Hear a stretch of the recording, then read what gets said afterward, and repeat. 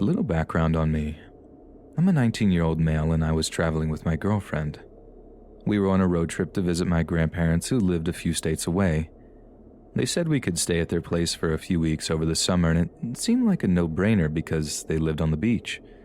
The path to getting there, though, was really long and it was a painful drive.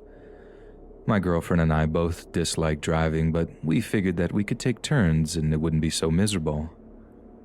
I think the total time on the road was about 10 hours. We were about 5 hours into the drive when we decided to stop off at a rest stop. I'm not going to lie to you. We stopped quite a bit. I'm a little compulsive with drinking water because I like to stay hydrated. As you might imagine, there are some consequences of being hydrated. It irritated my girlfriend, but not very much. I think she secretly liked that we were stopping on my sake and not hers, because she always seemed to buy something every time we stopped. This one rest area was not horrible or anything. Wasn't in a bad area or anything like that. It seemed like a very typical, safe rest stop. But this is where one of the most horrifying experiences of my life took place, at least the first part of it. This has simply been one of the many times when I had to pull off the road to go pee. When I saw that there was also a McDonald's near this one rest area, I decided to wait until we got there. I normally don't eat McDonald's, but I let myself do it on special occasions like road trips. It makes the drive go by a little better, even if it makes my stomach feel like garbage. So, I went to the bathroom and she bought more cigarettes. We had already made our way to the McDonald's when we had our first appearance with Creepy Guy. We actually did talk to him a little bit. Let's call him Joe. Joe may have been the strangest looking man I'd ever laid my eyes on. He looked like he didn't come from this country or something, and not on a racial basis or anything. He just looks like he had a completely different lifestyle, as if he lived off the land and had never used electricity. His beard went all the way down to his stomach, and if you looked at it for long enough, you could see food particles in there, and some of them not even from a meal that he had eaten that day. So that should give you a good idea of his level of cleanliness. The rest of his outfit followed suit. A dark pair of jeans that looked like they hadn't been washed in a decade, and a large leather jacket that looks like the oldest thing I've ever seen in my life. I'm sure it actually wasn't that old, but it had a timely appearance to it due to it being in such poor condition. Anyway, we spoke to Joe because he awkwardly sat next to us at McDonald's. I thought this was extremely strange, and it definitely weirded me out. I'm an introvert by nature, and talking to people is extremely taxing. My girlfriend is an extrovert and always attracted people that were interested in conversation. I just found it strange because I've never had someone randomly sit at the same table as me when they were complete strangers. I figured that it was because my girlfriend attracted talkers, but looking back, it was probably because we appeared to be easy targets. Joe sat down right next to my girlfriend and started asking us where we were going. My girlfriend, being the optimistic and unsuspecting person that she is, gave him the entire story, that we were basically 5 hours away from anyone that we knew in any direction. I tried to give her a look that she needed to shut up, but she didn't get the hint. We had already ordered our food and we were eating when he sat down. He didn't order anything. He just invited himself to our table and talked to us for the entire time we were there. At first he was rather polite, but had a really thick accent that didn't seem like it belonged anywhere. I couldn't tell you where the accent came from because I've never heard anything like it in my life, and this is coming from someone who knows plenty of people from the North, Midwest, the South, Australia, and anywhere else. This accent just didn't seem like it came from Earth. After a painful experience of trying to get away from Joe, we got back in our car and started up on that journey again. As we got to our car, I also noticed that Joe had gotten into his car as well. As we had pulled out, Joe was a good distance away from us. I thought this was extremely strange, and the warning sign in my head went from flashing to high alert. I knew that we were in some kind of danger. I was driving and I tried putting the pedal to the metal. The next half hour or so, I had probably sped more than I did my entire life. I was normally a really safe driver, but this guy was really freaking me out. I tried telling my girlfriend that this guy was tailing us, but she didn't believe me. She thought I was just being paranoid. But what are the odds of seeing this guy at a gas station and then him being behind us for 30 minutes after we got on the road? She told me to pull over at the next rest stop and we would know for sure if he was trying to do us harm. Stupidly, that's exactly what I did. And my worst suspicion was true. He pulls off at the same rest stop and parked right next to us. My adrenaline was rushing as I got ready to fight this guy. I didn't know what else I could do. I told my girlfriend to call the police and then I got out of the car. He was easily a foot taller than me, and he was a little older and probably not in the best shape. I had the benefit of being an athlete wannabe at my college. I did all the intramural sports stuff like that, so I was in pretty decent shape, but none of that mattered when Joe pulled out a knife. The understanding that he was out to do us harm and I was going to have to fight him. I waited for him to approach. About 30 seconds went by before he started walking in my direction. My heart was pounding. I started screaming every insult that I could. I called him a degenerate and an old man who was in way over his head, and then I was about to whoop him. It didn't scare him, though, and when he got within 10 feet of me, I thought it would be a good idea to tackle him. I was hoping to take him by surprise, but I didn't. I tried getting him off of his feet and onto the floor, but when I tackled him, he plunged the knife right into my back. But that was the only good hit he got on me. I managed to get him on the floor, and after that, I started kicking his head ferociously. I don't know how I managed to do it, but he was on the ground seemingly unconscious, and I was standing there. I could feel the blood flowing down my back, and I got back into the back seat of my car and yelled at my girlfriend to drive me to the nearest hospital. I was questioned a few days later at the hospital about what had happened. I guess the police showed up after we had left and found Joe still there unconscious. He was in a coma, and the police didn't know what to think. Once they got mine and my girlfriend's version of the story, they seemed to believe it, and so that was that. I don't know when or if Joe will ever wake up from that coma. And honestly, after he almost killed me, I kinda hope he doesn't. That was an extremely traumatic experience for me and my girlfriend. The good news about the situation is that I can tell people that I put someone in a coma once, and if they don't listen to me, they're next.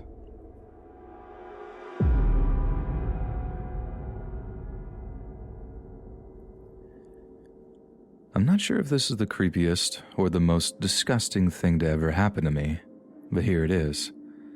I'm a 17-year-old female, and this happened about 3 months ago. Me and my friends always liked to go to McDonald's after we had a good yoga session. You could call us regulars. We probably did yoga together 2 or 3 times a week, and it wasn't a class or anything. It was just me and 3 of my friends. We had another friend, Olivia, who occasionally joined us, but she was kind of flaky. If she didn't feel like doing yoga that day, we just went ahead and did it without her. We had been in this routine for a couple of weeks at this point, and we always looked forward to getting some nice junk food. There was something about McDonald's that was like the guilty pleasure of my entire existence. I normally didn't get it otherwise, but I really looked forward to the couple of occasions that me and my friends went there. But this one experience was horrible. I had been there enough that I started to recognize the people that worked there. I never had conversations with them, but I knew their faces well enough to spot when someone new was in the back working. That's exactly what happened this one Wednesday afternoon. I noticed this guy with really thin hair. He had a really creepy face, and I'm not sure how to describe it exactly. His eyes were humongous. They looked like the eyes of a bug. And then he had this really strange body language that always kind of freaked me out. It was like jumpy or something. If he was deep frying French fries, for example, he would stand perfectly still for a second, and then really quickly submerge them in one motion, and it would splash grease all over. This was very unusual considering I had seen enough people put down fries that there was an easier way he could have done that. He didn't have to splash it like that. I was watching him one day and we made eye contact.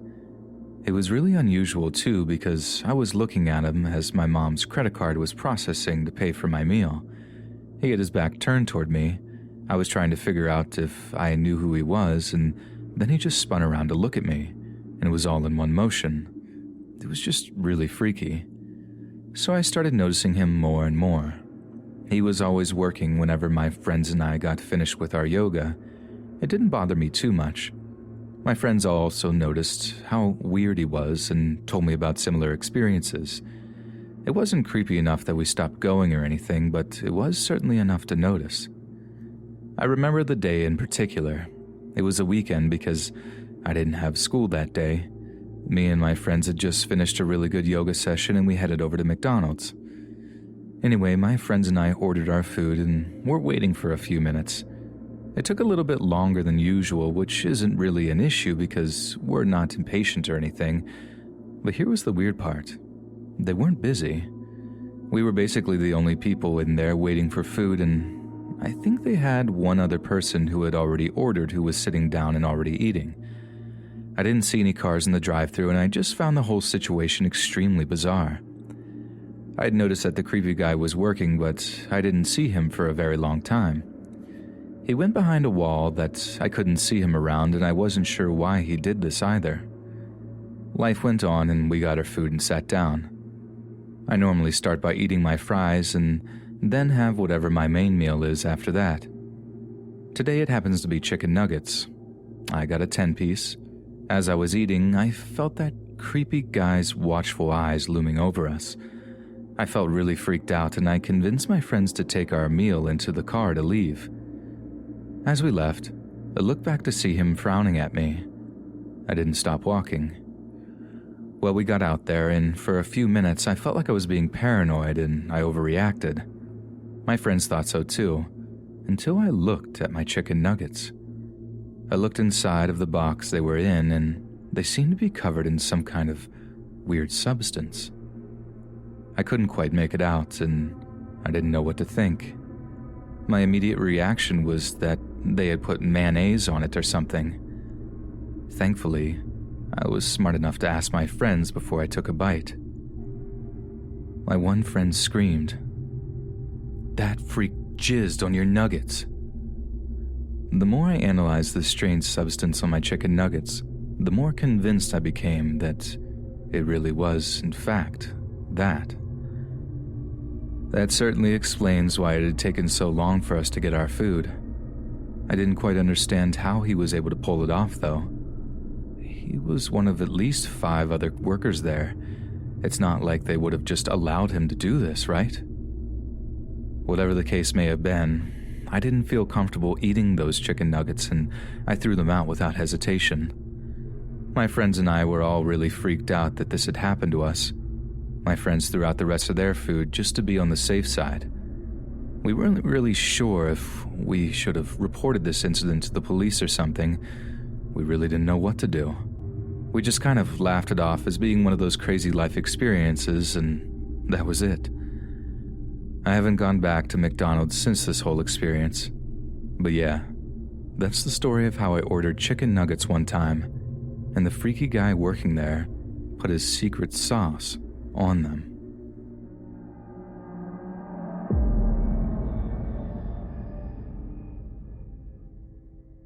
Okay, I don't think you guys are even going to believe this story, but it's 100% true. Just happened last week. I don't know how else I could even preface this dumpster fire of a story, but here it goes. I'm a 22-year-old male and I live with my fiancée. We had a nice apartment, but we were really looking to buy a house. I know, a little young for that, but we both landed really nice jobs after college and figured that it's better to get it out of the way now and start settling down. We're kind of old-fashioned like that. My fiancé's grandmother owns a home and no one lives in it. She had it for about a year since a family relative passed away. No one wanted anything to do with it since there was a lot of work that needed to be done, like painting the walls and redoing the floors and just various tasks like that. It wasn't completely horrible inside, but there was enough work that it literally sat there for a good little while. Well, my fiancé and I started talking to her grandmother after buying the place.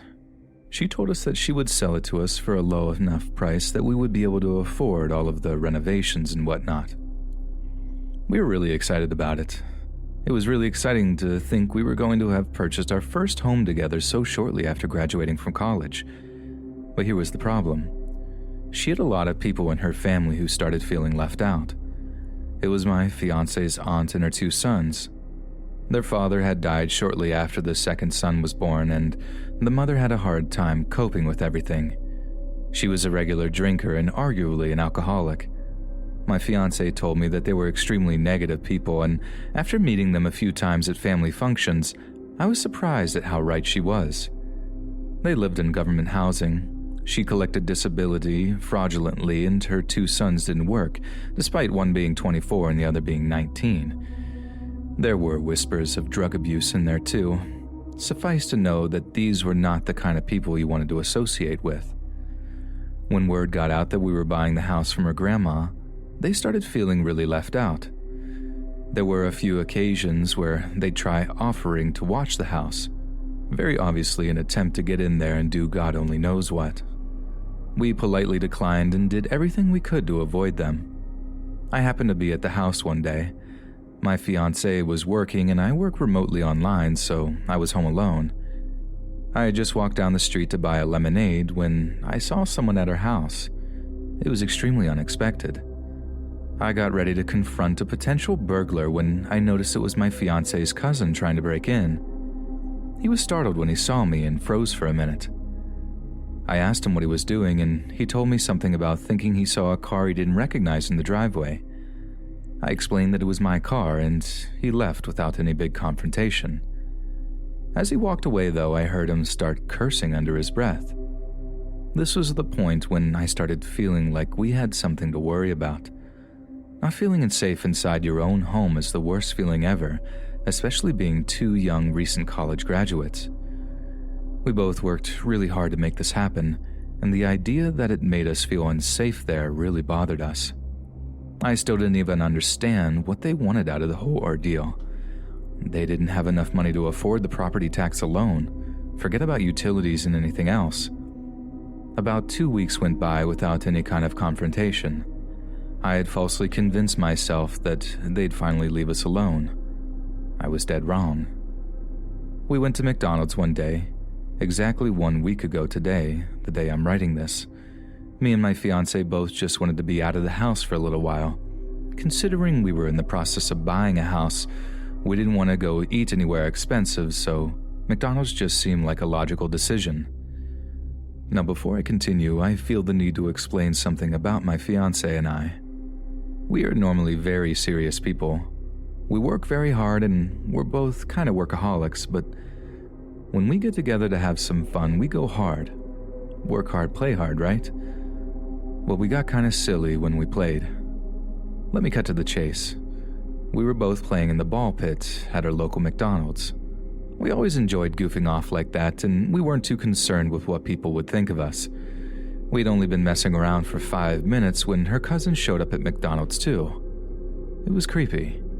He walked right in, looked at us the entire time. Before he even opened the front door, his eyes were stuck on us, and they felt heavy. My fiancée immediately knew something was wrong when my facial expression changed and she darted around to see what I was looking at. We both watched as her cousin made his way out to the ball pit. He stepped outside. As he walked, he moved his body to grab something out of his pocket. I couldn't see what it was, but my first thought was a gun or a knife. The look in his eyes told me he was out to do serious harm. He jumped into the ball pit in my direction. I luckily landed one solid punch in his face as he came down. It threw him off. I had an advantage. He kicked me in the stomach, but I landed a few more punches on his face. He started screaming for me to stop and that I was killing him. I would have kept going if my fiancée hadn't been watching. He started this, not me. We got out of the ball pit. He then began telling us that he was going to press charges on me for assaulting him. I wasn't even fazed by this. There were plenty of witnesses there that had seen the whole thing transpire. I started telling him that I was calling the cops and I was going to press charges on him. He got really panicked and ran back to his car and drove off. I'm not going to lie to you. This whole thing really shook me up. I didn't know what to think. I didn't know what to do. I looked around online and found an easy solution: a restraining order. My fiancée and I had both gotten restraining orders on her aunt and her two cousins. I didn't know why we didn't think of this sooner. They really solved the issue, and once they understood that we had a restraining order against them, they buggered right off. I haven't seen or heard from them since. And thankfully, and hopefully, that's the end of my story.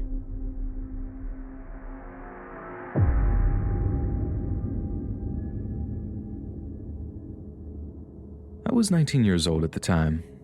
I had a really good opportunity to go to college, but things fell through a couple of months into it, and basically, I wasn't allowed to go back at that college.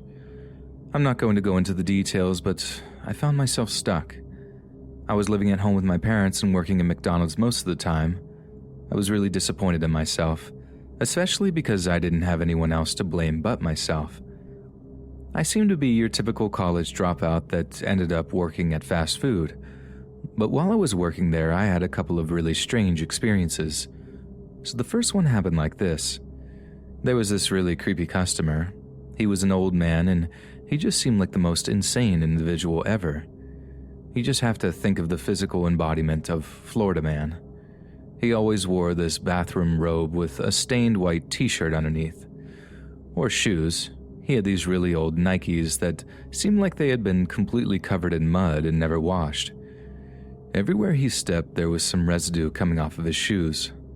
I don't know how far he lived, but this guy came in to eat at McDonald's 4 or 5 times a day for as long as I worked there. I never personally had any horrible experiences with him. It wasn't like he was this unruly customer. He always asked for extra ketchup, but it's not like that was a crime or anything. The story is weird because I remember talking about him with some of my coworkers. I had one friend there that I became rather close with. I remember talking with her about this creepy guy that had just came in to eat McDonald's all the time wearing his pajamas. When you work with the public, there are so many people and faces that you see all the time, and none of them mean anything. It's just another customer. But when you have someone like this, it almost makes the job a little bit more bearable. As weird as that might sound, a little bit more consistency to the job. Plus, making jokes about someone like that was kind of fun.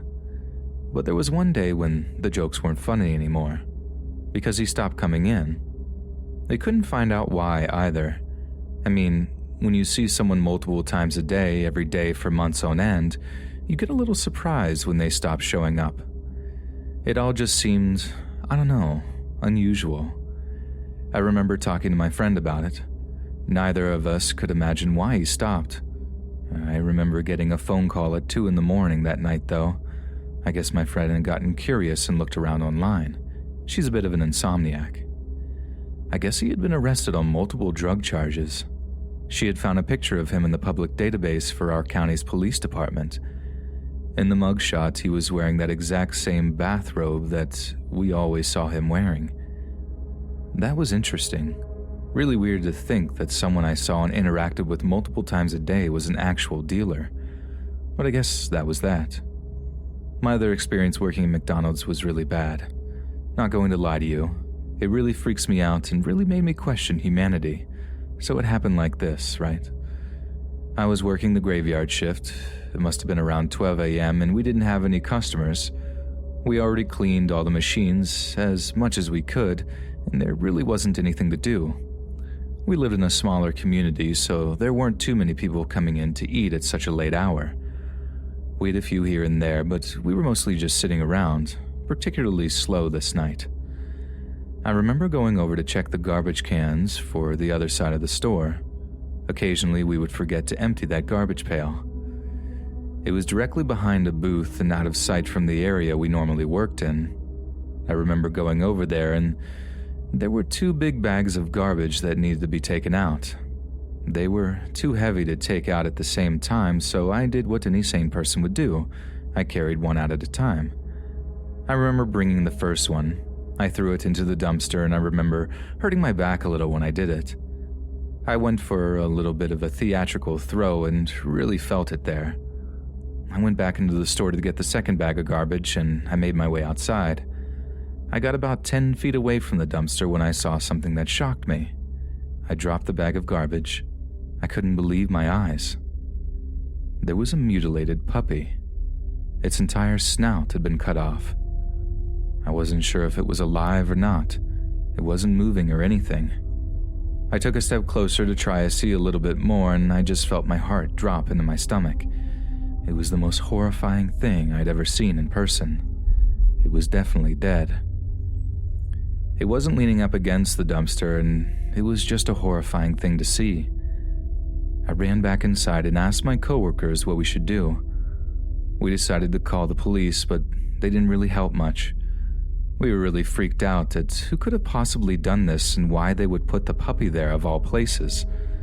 The part that still freaks me out is that whoever had done this had been waiting for me to go back inside of the building, and in the few seconds before I came back out, put it right next to the dumpster. I figured they must have been watching me. Didn't know what else to think about it though. Our McDonald's didn't have an outside camera other than the drive-thru, so there was no hope of trying to identify the person that did this. But it still makes me sick to my stomach to think what that person could be like.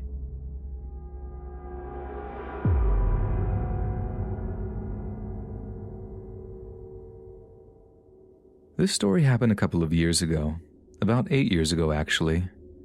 I was 10 years old at the time, and it's the reason I haven't gone back to McDonald's for nearly a decade. I never plan on going back there again, actually. The story itself is pretty unbelievable, but it is what it is. You didn't have to live through it, but I did. My mother worked a really decent job in the city. My father was out of the picture, so that left my brother and I to be taken care of by our grandparents most of the time. That's not the worst thing in the world.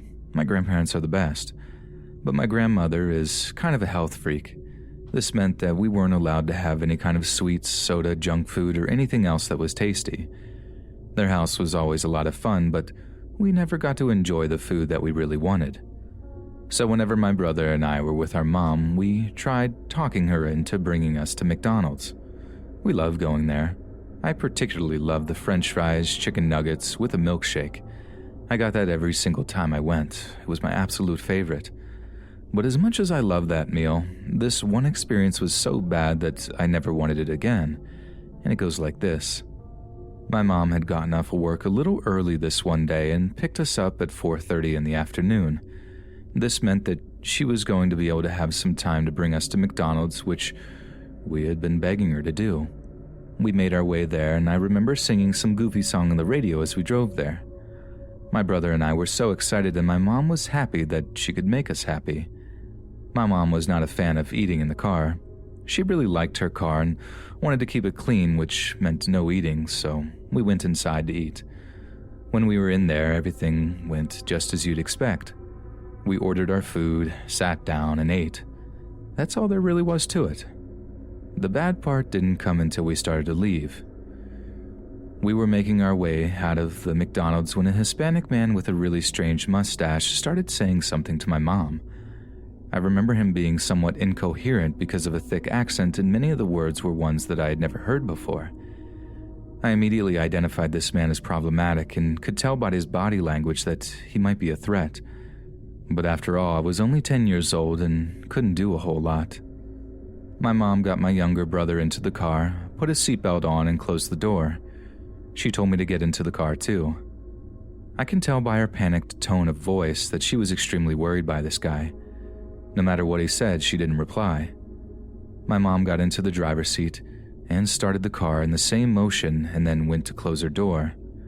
But by this point, the man was already close enough that he could hold the door open and stop it from being closed. My mom started telling this guy to back off, but he only got more aggressive. He started saying stuff like, "You can run from me, chica," and other stuff like that. That was one of the only phrases I remember him saying. Again, a lot of it was incoherent to me. My mom never did get her door closed until she started backing out anyway, and knocked this guy onto the floor. I guess he wasn't expecting her to actually go, but this only antagonized him even more. I remember watching him as my mom was peeling off. He got back up immediately and ran to his car, which was only about 4 parking spots away. He started it and started following us. He wasn't trying to run us off the road or anything, but he was definitely following us. I remember asking my mom what we were going to do. She said that I had to be quiet and let her think. Well, we drove around for about 20 minutes. I could tell that it wasn't the path to go home that we always took. I remember it feeling like a really long time that we were on the road. The sun started to go down and we all felt a lot of tension. My mom eventually had the good idea to go to the police station. She called the police on her cell phone before she got there and told them about the situation. When we got there, there were policemen waiting in the parking lot. Despite there being cops all over the place, this guy still followed us, parked right behind us, and got out of the car, running at my mom. It was honestly terrifying. Thankfully, a police officer had tackled him and they took care of him from there. They put him into handcuffs and took him somewhere into the station. They eventually brought us in and asked us questions about what had actually happened. My mom told them the whole story from start to finish, and then we went home. It was really scary to experience as a kid, and I still think about it sometimes. The craziest part is that this guy was confident enough to still go after my mom with police around in front of a police station. I don't know what kind of judgment he had, but whatever it was probably impaired by drugs or something. A couple of weeks later, a lawyer had contacted my mom. He was trying to prosecute this guy for multiple crimes. He claimed that this guy who had tried to abduct my mother was actually a leader in some kind of gang. It wasn't MS-13 or anything, but it was a fairly significant street gang in our area. My mom told him no because it would mean putting herself and her kids in danger. She knew that there was going to be a risk of testifying against a gang member, and she didn't trust the police officers to keep her safe. My mom didn't tell me that last part until a couple of years later. I must have been about 15 years old when she finally told me. I totally understood why she refused. I'm not sure whatever happened to this gang member, but he did a really good job of intimidating people into not testifying against him. I can't even imagine the kind of person this guy was, though.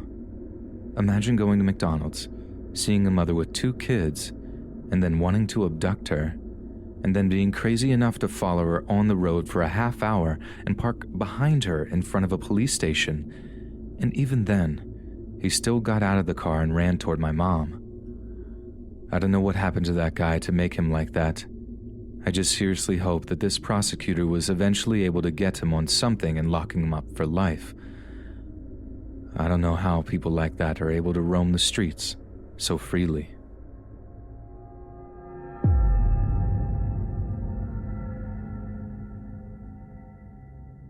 This happened a couple of years ago. I was a freshman in college, my second semester. I was kind of a loner, if I'm going to be honest with you. Still am. At the time, I had a small YouTube channel here where I made enough money that I didn't have to work a regular job. Most college students had to work fast food or whatever, and I was fortunate enough to not be one of them. Don't get me wrong. I was poor and still lived with my parents, but I made enough online that I was comfortable enough. I remember my schedule was pretty hectic this second semester. I had a really long day on Friday. Every Friday, my first class was at 7 a.m., and my last class of the day was at 4 p.m. There were a couple of hours between classes throughout the day, and I think I had about 4 in total. I lived too far from college to be able to justify driving back home, so I just kind of had to wait around on campus all day long. It was only about 4 weeks into the semester when I was really tired of this routine already. I seriously thought about dropping one of the classes, but I figured that it was going to be worth it if I could graduate when I planned to. At the end of this particular Friday, I was starving. I didn't like to eat anything on campus because I didn't really trust the staff. I know that might be bad to say, but there was this one time that I ordered food from the cafeteria on campus and got food poisoning. They're a little infamous on campus, and there are a few people that regularly eat there. Understandably so. I just found myself waiting until I got out of class to eat. And then I can eat somewhere that I actually wanted to. I wasn't sure exactly where I wanted to eat after class, and I just settled on grabbing some McDonald's on the way. I was originally planning on picking up some at the drive-thru, but I also had to really go to the bathroom by the time I got there. I just figured it would be easier to go in and order inside. I always found it difficult to order at the drive-thru anyway. I had a hard time understanding what people were saying through the microphone, so I got in there, ordered my food, and I was good to go. I was just going to bring it into my car and eat as I drove home, but I noticed something weird going on. Right outside of the McDonald's, two people were having an argument. They looked like they were around my age, probably late high schoolers or college students themselves. I stood there for a moment watching to see if the argument between these two people escalated, and it did. The man started holding the girl's arms down and pinned her against the car. I was assuming it was one of their cars. I wasn't sure if they were together or what the situation really was. I didn't really want to intervene because it was somebody else's drama and not really my problem, but I got more and more anxious about the girl's safety. This guy was a lot bigger than her. He at least had a foot of height, and he looked like he was an athlete. I stood there for a few more minutes watching to see what was going to happen. I couldn't really hear what they were saying, but I understood that the situation was getting worse. It eventually got to the point when he opened the car door and threw her inside. I mean, literally pushed her and flung her inside the car. She didn't scream or anything, but it looked very startling. Made me jump a little bit, and then he went inside the car too. They were in the back seat, and I immediately got suspicious when he closed the car door behind him.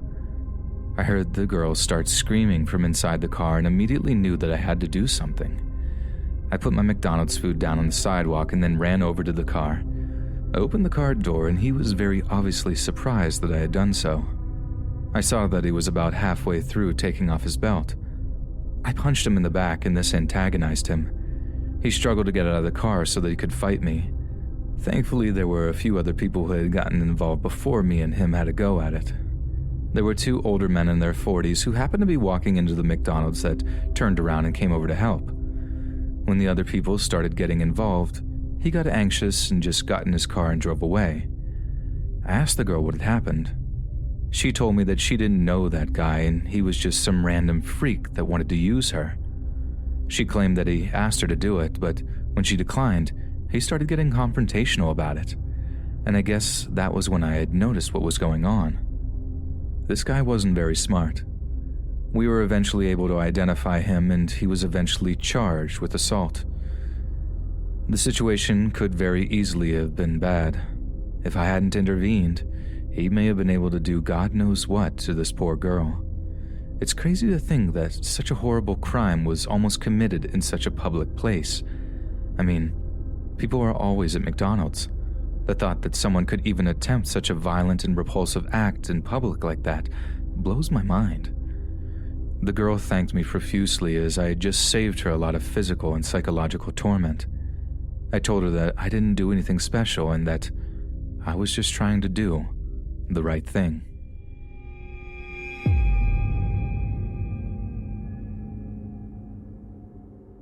I witnessed someone end their life at McDonald's.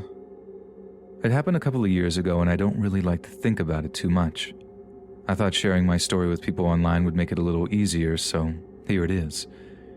This is kind of my attempt to make peace with the situation, and I hope that the soul of this poor man is resting in peace. I don't remember a lot of the details. It all seems really fuzzy, like it was all just a bad dream that never should have happened. I do remember some stuff, though. I remember it was raining. It was 2 weeks before Christmas. I remember that I had just finished working overtime, so it was pretty late. I wanted to grab a quick bite to eat, but didn't feel like eating in my car. I always hate doing that, especially because of the smell, so I went in. I got a Big Mac from McDonald's. I was sitting in the corner of the store when I noticed a really tall man walk inside. He was dressed in standard winter clothes and had a long blue hat on. There was a lot of empty space inside of the hat on top of his head, and I don't remember exactly why it caught my attention. I watched him for a few minutes. I wasn't particularly interested. I was just sitting there eating and didn't really have anything else to look at.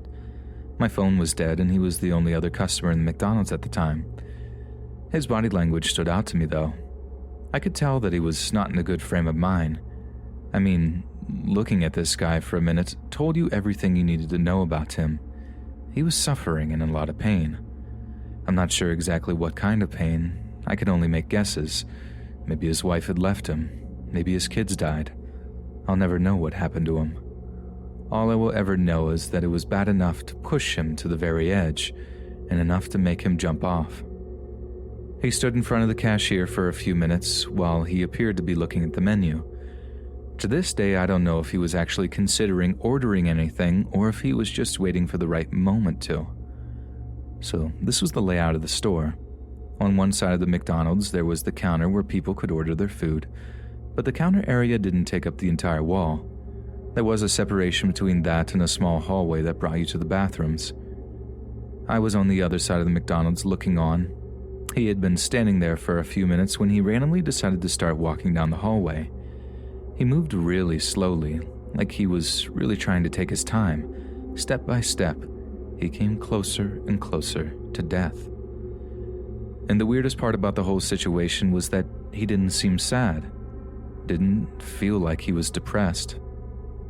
It was more of an apathy, like he had suffered so much that he just didn't care anymore, couldn't bring himself to bother with being alive. I don't know, maybe I just feel that way after having thought about this experience so much over the last few years. As he continued down the hallway, he got slower with each step, finally coming to a halt in front of the men's bathroom. He stood there for about 45 seconds. I'm not sure what he was planning on doing. My first reaction was that there was some kind of sign in front of the men's bathroom that it was closed, but that wasn't the case. I saw him pull something out of his coat pocket. He very slowly pointed it at his head. It was a pistol. It wasn't until I heard the gunshot that it registered what was happening. I saw blood go all over the place. His body fell to the floor with a thud. I screamed. I didn't know what else to do. I remember vomiting everything I had just eaten on what was left of my meal. If I hadn't been so disturbed, I would probably have been extremely grossed out, but I was in an absolute state of shock. I started speaking with one of the employees after a few minutes had gone by. He screamed what had happened. I told him that he pulled a gun out of his pocket and shot himself with it. One of the employees there was convinced that he had been shot by someone else, strongly hinting that it was me. I didn't quite understand why they thought so. Some disgruntled old woman, she was old, and told the police that she didn't think that the guy ended his own life. Whatever her motivation was, it really didn't matter.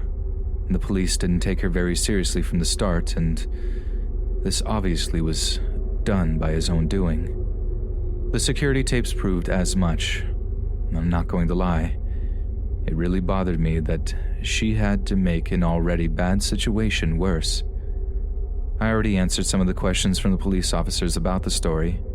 I remember driving home that night. I remember how alone I felt. This had really taken a toll on me. I pray for that guy's soul every day. I really hope he's in a better place. I can't imagine how horrible things must have been for him that he would have offed himself in a public place like that. I haven't eaten out since this whole experience. I have the strange fear that I'm going to witness another one in public like that. I know it's not rational, but I definitely feel that way. I'm not sure why. I'm not sure why this happened, and I probably never will.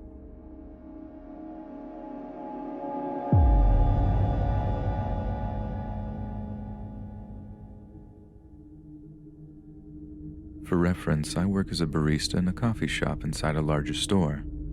I'm one of a handful of male baristas at my shop. I am gay and very open about this.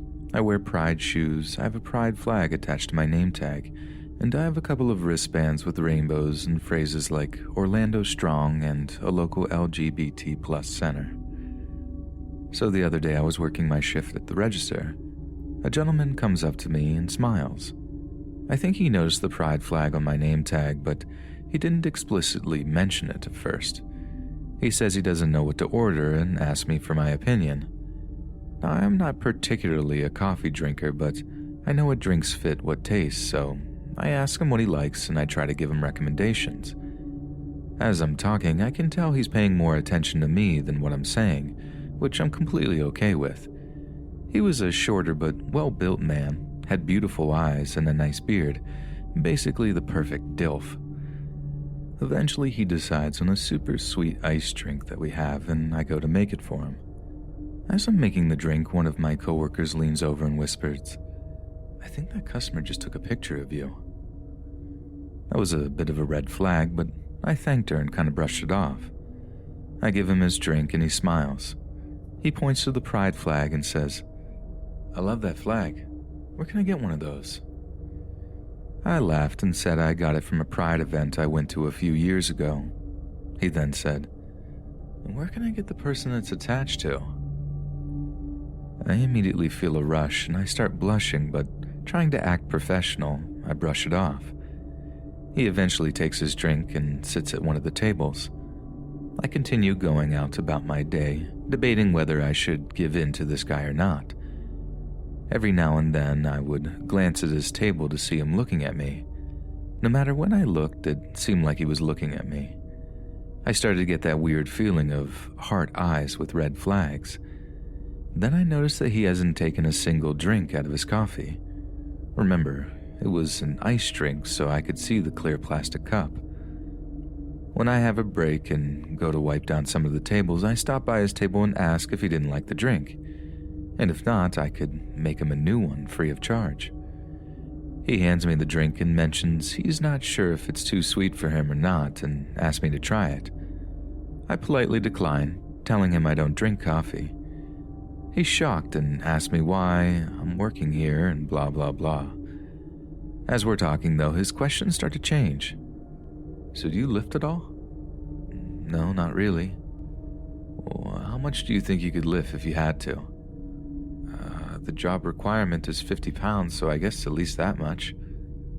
"Well, I learned that it's good to be able to lift at least half your body weight. How much do you weigh?" Immediate red flags go off. There was something about the combination of the drink and the two questions that made me feel like I was being asked how much of a fight I'd be able to hold, especially if I was drugged. I've been drugged at a party before, and these things are red flags that I've learned to pick up on. So I kindly and quickly end the conversation and go back to cleaning up tables. As the hours go by, he continues to sit there, not drinking his drink. Other employees and a couple of managers ask if everything's okay, and he says he's perfectly happy. Every now and then, he takes a phone call, and at one point, I swear I can see a guy on his phone at a different part of the store talking opposite of the guy at the table. Suddenly, I start to feel like there are more eyes on me than I realize. I pull one of my managers to the back and tell them I'm getting weirder and weirder feelings about the guy, and the manager says we'll keep an eye on him. Now, I was closing on this shift, and so as we got closer and closer to closing time, I noticed him still sitting there. When the announcement that the store is closing in half an hour is made, he comes up to the counter and asks if he could walk me to my car after I get off. I tell him our closing duties take us at least 45 minutes after we close, and he says he'd be happy to wait. I politely decline, and he asks when I work next. I tell him I'm off for a couple of weeks. "Well, then I feel like I should walk you to your car, especially if I might not be able to see you for a couple of weeks." "No way." I politely decline, and eventually he leaves. I finish my closing duties and head to the employee area. As soon as I get down there, I tell one of my managers about the situation and ask if I can take the side exit from the store. At our store, we exit out one of the main doors after we close, but there's a single door that we use to get into the building before we open, and that managers use to get out after we close. He agrees and tells me he'd walk with me to my car to make sure I'm okay if I'm cool with waiting a little while. I am. So I walk out the side doors with a couple of managers. I get into my car, and as I'm driving away, I see a large van with extremely tinted windows parked in front of the front door. The passenger window rolls down oh so briefly as I pass by, and I'm instantly able to make out that the passenger is the same cute but creepy customer, and there's clearly someone else in the driver's seat. There's no way to know for sure the customer's intentions or if maybe he was just coming from work or not, but I knew that I was not about to stay to figure out, and I took a long and winding path home that night.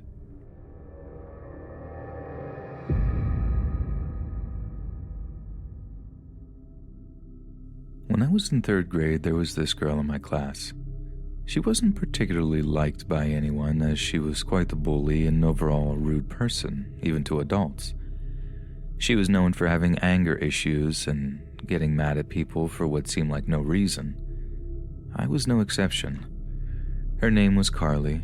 She had been mean to me in the past, but that didn't deter me from going to her house one day after she had been nice to me all day at school. Naive, I know.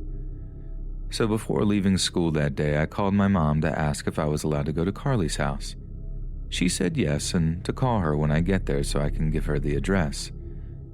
Now, when I think back, I wonder if she had a bad feeling about the situation since she doesn't normally ask for the address, and she isn't picking me up since Carly's house was about 2 blocks away. When I got there, after calling my mom, of course, Carly insisted of making me look pretty, aka wetting my hair and brushing it. I let her. Then she told me to close my eyes and that she was taking me to the living room. I closed my eyes and she began to guide me towards the bathtub. We were already in the bathroom, so the tub was a solid 2 feet away from where we were standing. I opened my eyes just enough to see where she was guiding me. My foot hit the side of the tub and I said that this doesn't feel like the living room. She said it was and that I just need to step over the gate. I tell her that I know this is the bathtub. She stops trying to get me into the tub and brings me to the kitchen instead. She says she's going to make cereal.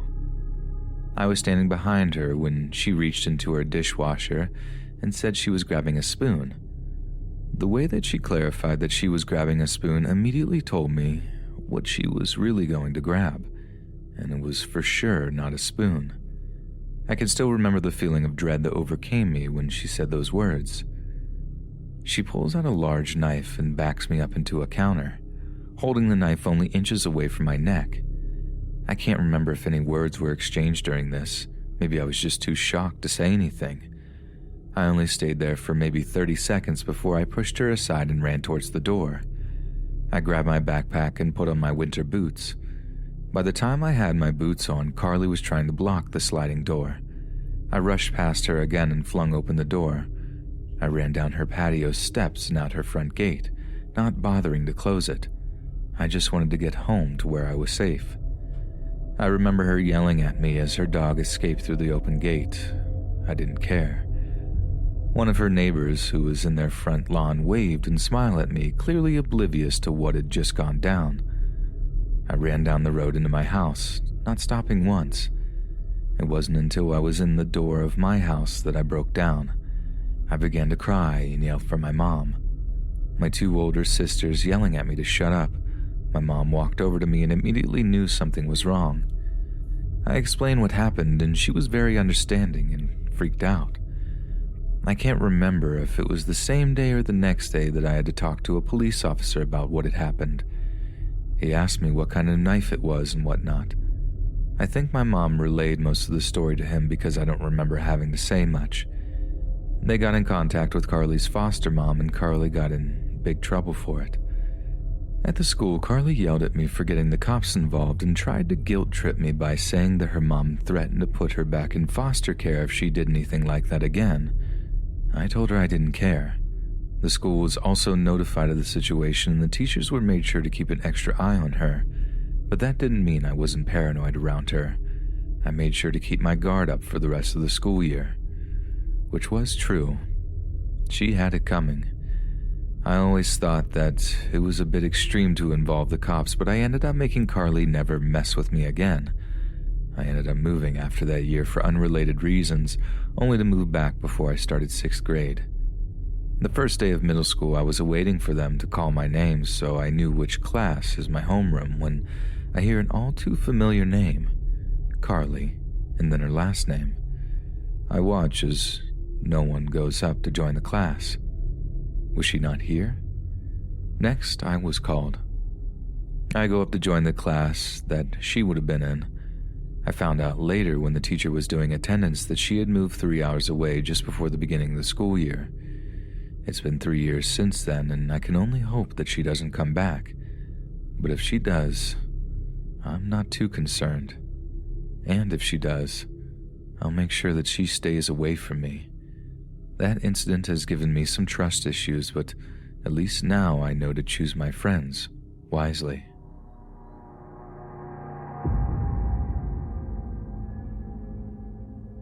So this was about 5 months ago. I don't remember it with complete clarity, and I'm not the best at telling story events from my life, but bear with me. This was about 2 a.m. in downtown Denver. A friend of ours hosts a D&D session every Sunday. Me and my partner normally stay the night, but we had plans the next Monday and had to go early. We say our goodbyes to everyone and grab our bags and head out. It wasn't a long walk at all to the car, not even a block away. Me and my significant other started walking and chatting about the session. Then we both got silent at the same time. Someone was behind us. I don't know how, but we both knew he was going to be bad news. He continued to follow us to the parking garage, and right before we entered, he spoke up with a, "Are you ladies 18 or older?" Now, I'm a bigger girl, 5'10", and more than knew how to hold my own against creeps. This guy struck me as different. He was a good foot taller than me, blonde, blue-eyed male with one heck of a disgusting smile. Me being the dumb, polite person I am, I said something like, yes, why? And he proceeded to start saying things like, "Do you pay your taxes?" With a quick response of, "Sorry, we aren't really at that stage of our lives yet." He quickly responds with a long rant about how taxes are terrible, you should never pay them, you're using our taxes to kill people all the time. The government is killing people, everyone's killing people, and they get away with it so easily. At this point, he begins to move closer and closer to us. My partner's backing up into the garage, and my dumb self is too scared to move, just trying to keep him focused on myself rather than her. He gets within a few inches of my face. I try to casually step away, keep my movements looking natural, and straighten my back out, compensating for the fact that this person is larger than me. His breath was horrible.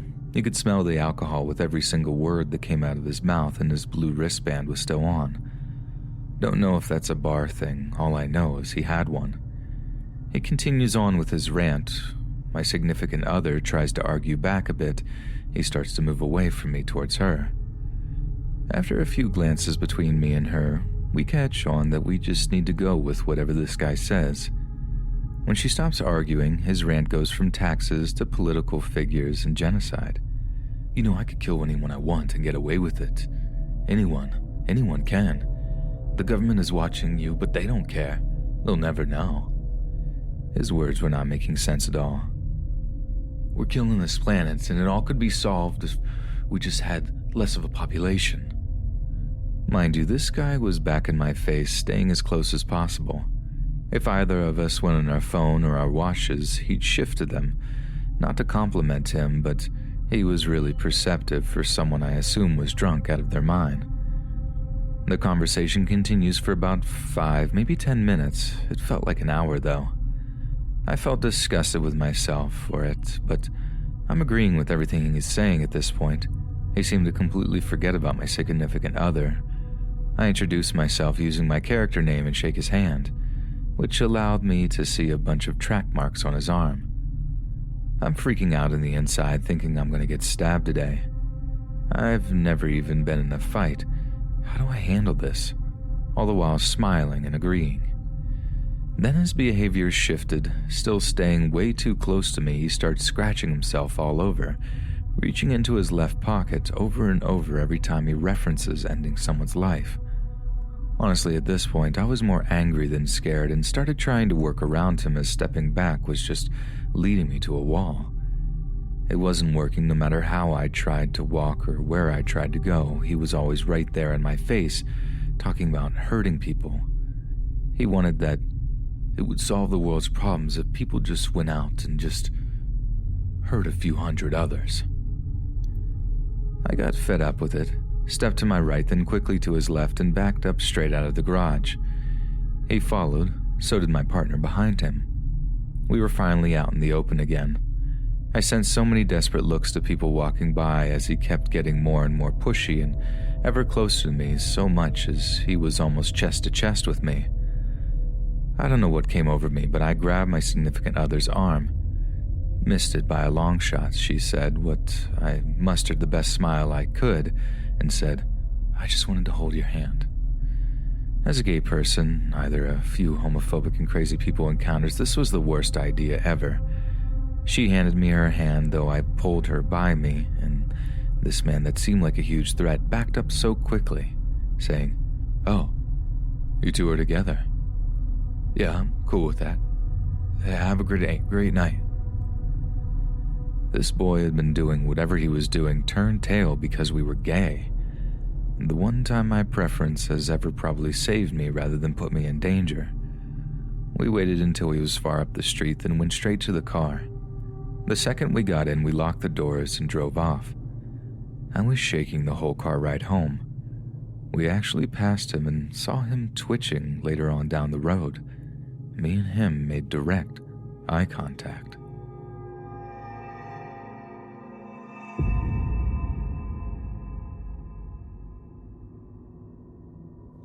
It was around 1:30 p.m. when my dog started barking for me to take him outside. I put him on his leash and walked outside my first floor apartment, leaving the door unlocked behind me like I had done a million times before. Seriously, I never thought twice about it, as I live in a really safe neighborhood in an extremely safe, almost boring town. In my 27 years of living here, nothing had ever tested that sense of security before. My dog is 15, so he moves a little slow and really loves taking his time sniffing around. He'll usually stop and pee 3 different times, and that day was no different. But suddenly a big white truck filled with lawn equipment slowed down in front of me. "Hey, make sure you pick up after your dog." I looked up and saw a man in his late 40s or so wearing polarized sunglasses and a bandana around his lower mouth and neck. He just peed," I responded with a little bit of an attitude, like, "Thanks, I got this, now drive away." I looked up again, and he gave me a wink and lowered his bandana to blow me a kiss before he drove off. He instantly made me feel uncomfortable, but as a young Hispanic female, I had been used to older Hispanic men being inappropriate and making me feel like that for years. It's just a sad reality, so once again, I thought nothing of it. I was walking back to my apartment when a woman came out of her apartment in the next building over and stood on her patio motioning for me to come to her. Now, I've never met this lady. I had seen her around the complex, and she seemed nice enough, but ultimately I didn't know this woman. I've watched Dateline. I'm not going up on her patio. I asked her what she wanted, and she just insisted I go over there so she could tell me. I told her I needed to bring my dog back inside, but maybe I could help her from outside where I was if she just told me. Next thing I know, this woman is freaking running towards me. I picked up my dog, ready to run home myself, and then she stopped probably 5 feet away from me. "Please listen to me. A man walked into your apartment while you were walking your dog. I think he was one of the mowers. I was sitting in my car when I saw him walk in, and I know you live there alone. I called 911. They're on the way." I could feel my face burning as I tried to process what I'd just heard. I'd watched the man I had talked to drive away. I didn't see his truck anywhere. How could that be possible? What I didn't realize was that while I was talking to him, he had positioned his truck right in line of sight of my apartment. I couldn't see my door, so I was distracted and looking away while another man walked in. If my neighbor hadn't happened to be sitting in her car on the phone, I would have walked into my apartment completely unaware that someone would be inside, waiting to do God knows what. I'm so thankful she was so observant even prior to the incident, because she knew there shouldn't be anyone else in that apartment and had a gut feeling something was wrong. The police arrived not even 5 minutes later and arrested the guy. He said he had my permission to use my restroom, which was obviously not true. Since my door was unlocked and we can't prove for sure what his intentions were when he entered, he was only charged with trespassing. That's a misdemeanor in my state, and he did no jail time, which obviously freaked me out because this guy knew where I lived. The man driving the truck technically did nothing wrong, but it's scary to think that they might have been working together. I stayed with my parents until we were able to find a legal loophole to get out of my lease and move out of that apartment. I moved into a house with an old friend and got a ring system installed that same day. My dog has a backyard now. My dad mows the lawn for us, and I still get coffee with the neighbor who called the cops for me.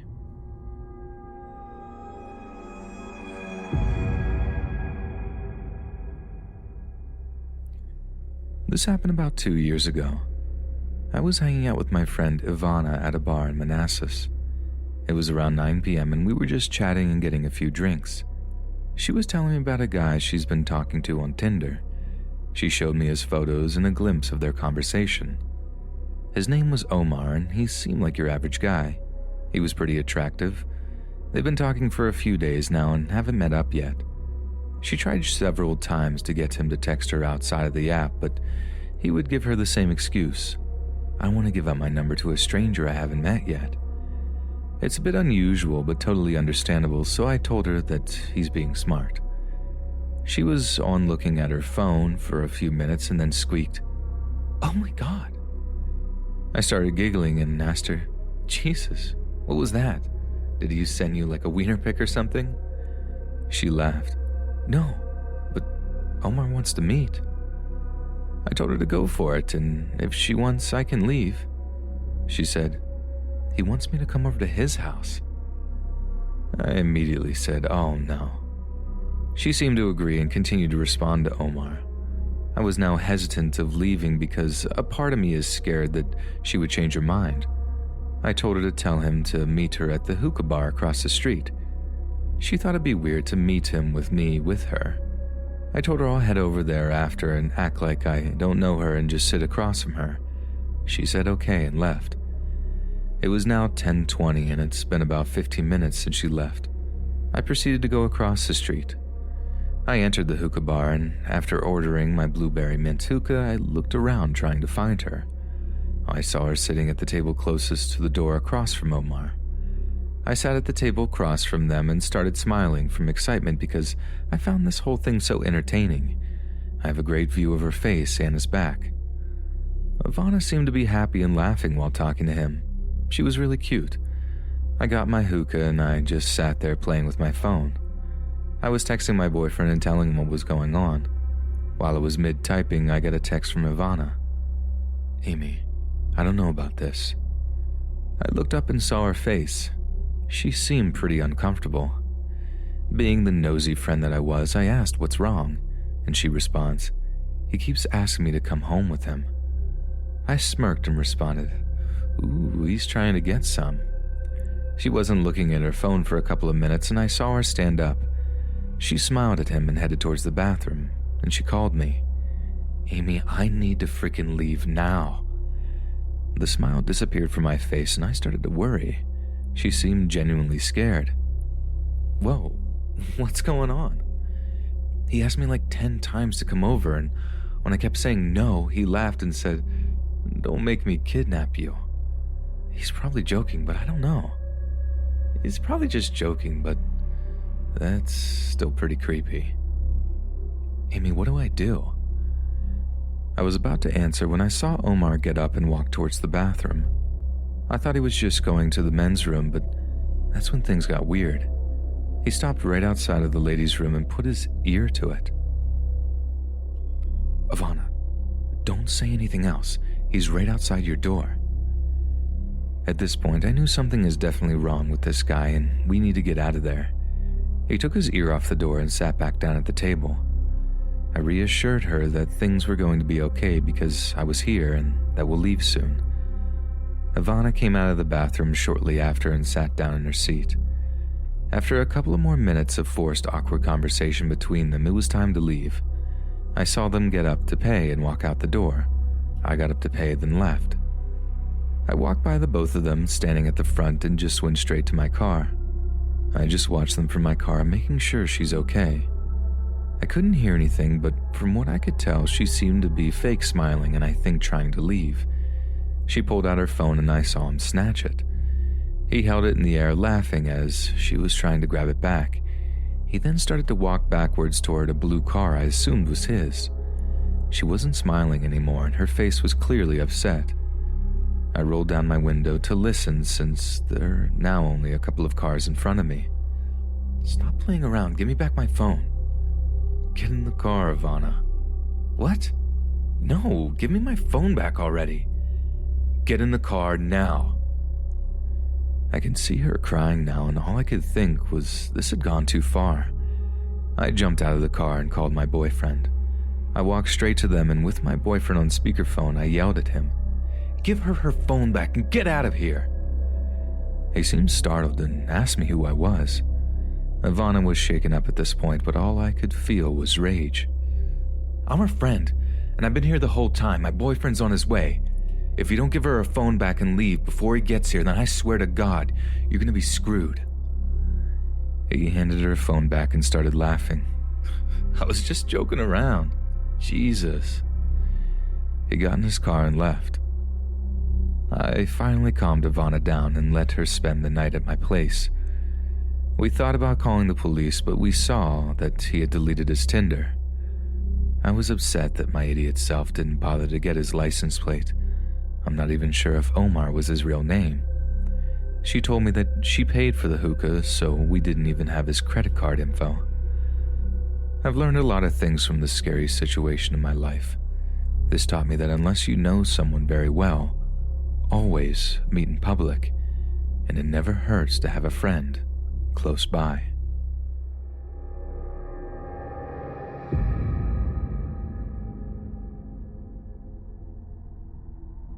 This is a bit of an older story, as I'm in my late 20s now, and this happened while I was in high school as a junior. When I was 17, I was dating a kid who went to the same regional high school as me. He lived in a city that was next to my small town, so the kind of environment we were used to were completely different. You could walk barefoot down the street in my town or leave your front door unlocked at night. You could definitely not do that where he was from. One day our school has an early release day, and myself and my boyfriend, we'll call him D, and his friend Jay all decided to walk to Jay's house to hang out.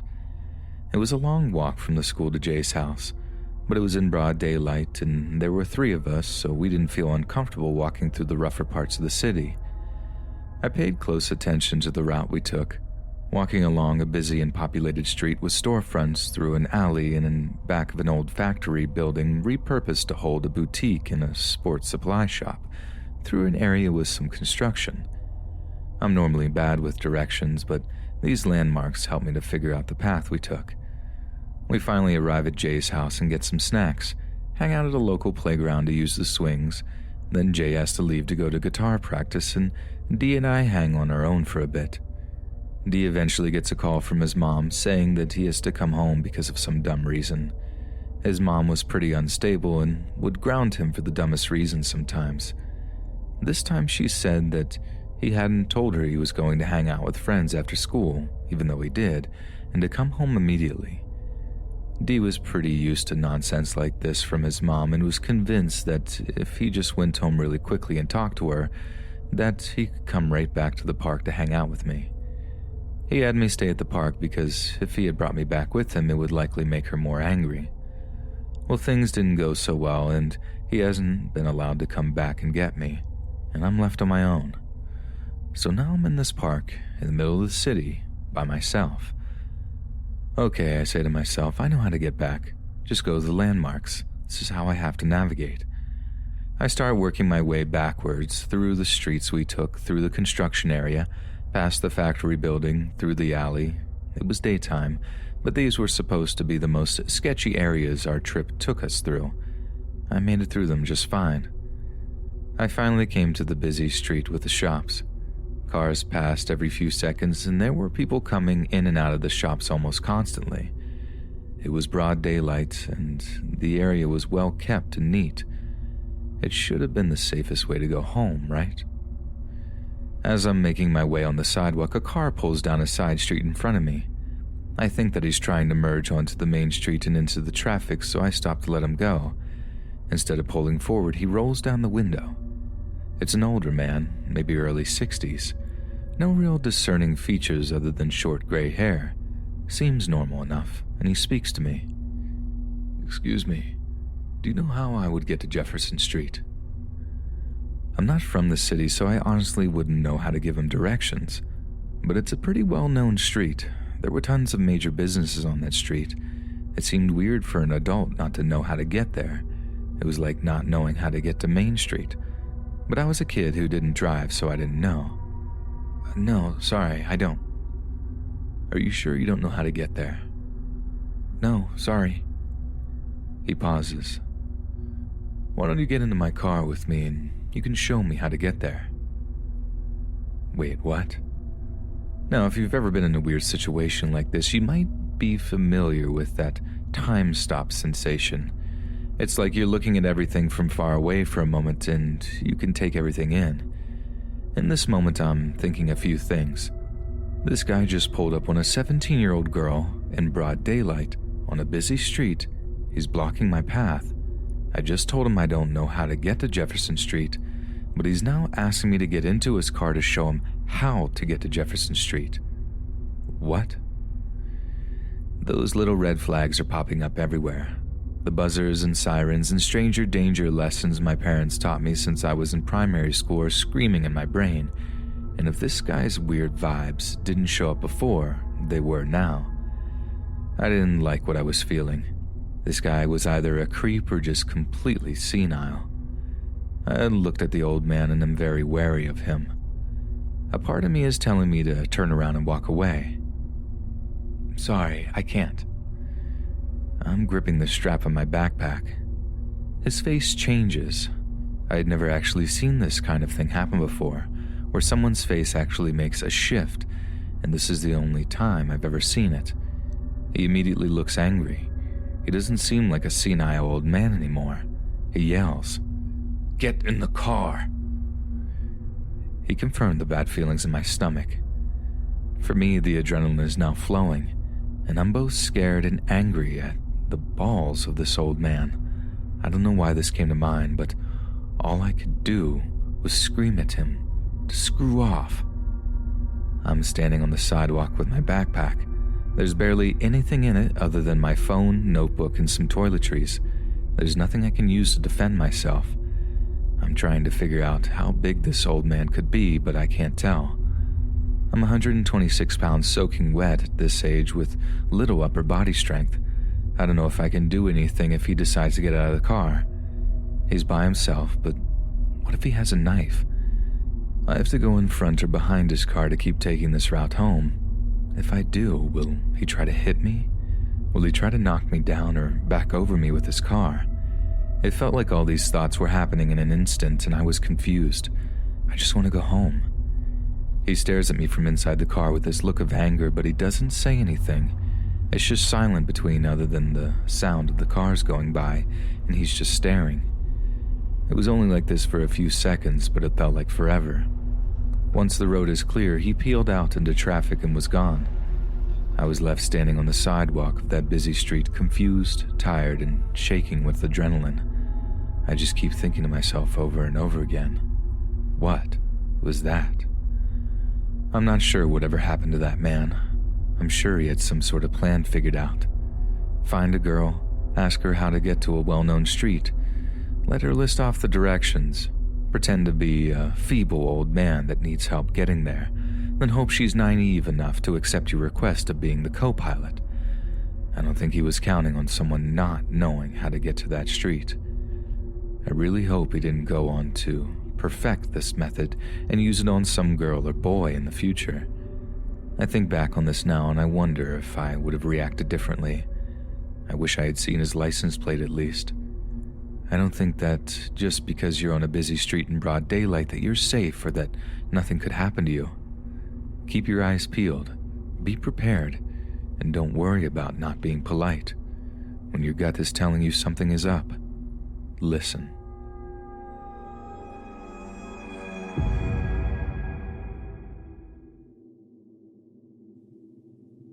For context, I'm a girl, and the major part of the story happened when I was in 8th grade.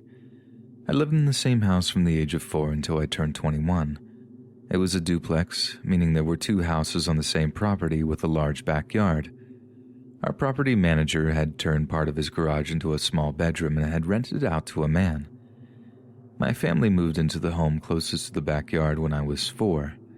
My dad, being the friendly guy he is, made friends with the man living in the small bedroom across from our home. This man was older, maybe in his late 40s or early 50s, always reeked of alcohol and cigarettes, wore glasses, and had crooked teeth. The works.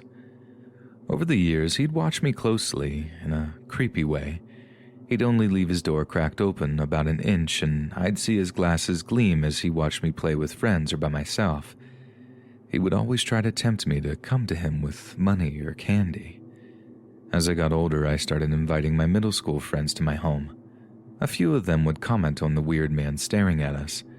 I remember a time where I said, "He's staring at us again," and one of my friends responded with, "He's not staring at us.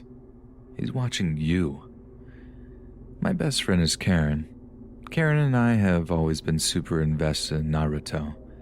We'd always watched it in our spare time together. One of the characters, Jiraiya, was a super pervert who would lurk around women. Naruto called him Pervy Sage, so we started calling the creepy old man Pervy Sage as well. Sorry, Jiraiya. Late one night, maybe at around 8 p.m. or 9 p.m., when I was about 13 or 14, Karen and I were in my dining room area, sitting at the computer with my dog on my lap. My parents were at work. My older brothers were in their room. They shared the master bedroom. They were hanging out with their friends. I recall hearing my front door open but not thinking much of it. That's until I smelled the stench of cigarettes and alcohol. We looked to our left and saw him inside my home, but neither of us said anything. Karen and I were both in shock. He walked up to us and stood behind me. He began to play with my hair, asking what we were doing. Karen and I just sat there, not knowing what to say. He knew my parents weren't home. She blurted out we were ordering pizza online and typed in Pizza Hut on the search bar. She later told me if we ordered pizza, a grown-up would come and we could tell him or her what was wrong. The man did not budge. He continued to play with my hair. Karen got up and nervously said, "I'm going to ask your brothers if they want anything on their pizza." And with that, she ran to her right, straight down the hallway and bolted through my brother's door. I had just finalized the pizza purchase and heard her scream, "Pervy Sage is acting weird." The man only spoke Spanish. I doubt he knew what she said. But with that, I grabbed my dog and ran towards my brother's room and repeated it. "Pervy Sage is acting weird." Both Karen and I were blurting out how weird he was being and how he came in uninvited. I can imagine we both looked hysterical. My brothers told us to get the F out of their room. I'm not sure if they were trying to look cool in front of their friends, but I knew how they were. If I didn't do as they asked, I'd get beat up or told off. Karen and I looked at each other, sort of defeated. We closed their bedroom door and stood in front of it for a second. We looked back at where we originally sat, but the man was not there. Karen and I ran to the kitchen, grabbed 2 knives, and ran into my bedroom and locked the door. She sat on the bed with my dog, and I sat on the floor, trying to listen or feel if he was walking around my house. My house was old. It would easily shake when someone walked around, so I felt if I sat on the floor, I'd feel it if he were inside. My bedroom had 2 doors, one with a lock that connected to the hallway, the other with no lock connected to my parents' room, which was right next to the front door of the house. Karen and I heard his footsteps in the living room once more, then silence.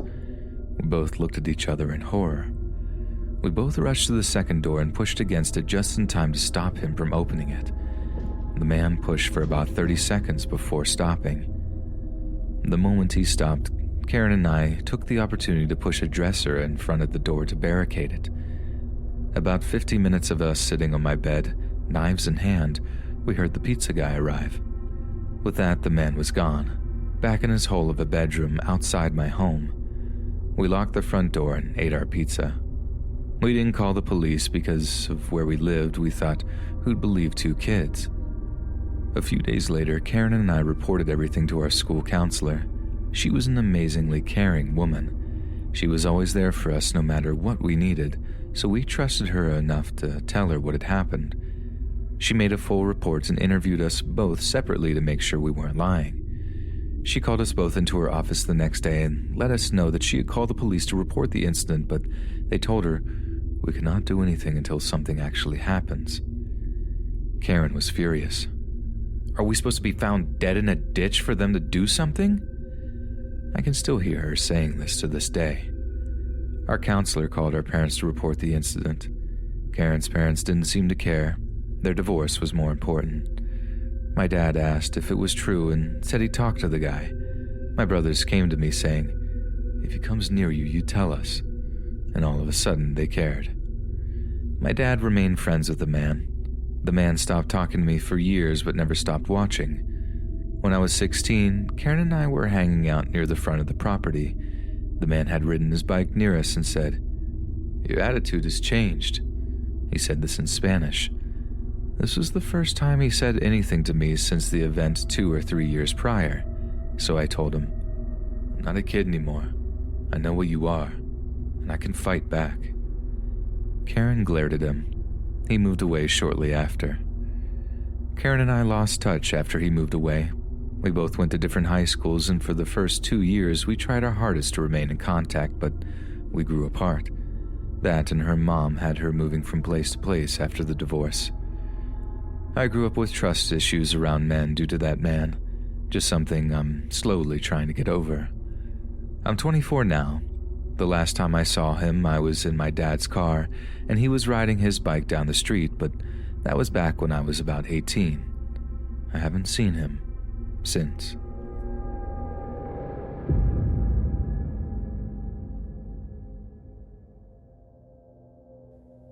So a few years ago, my boyfriend's dad's family decided to get together and all chip in to rent a condo in Ontario and get together. There was a big extended family over there that his dad never saw because he only really got along with one of his 3 sisters. My boyfriend's mom had talked him into going though, and they let me tag along because I'd been around long enough that they liked me and trusted me. I can't remember where everyone else had gone.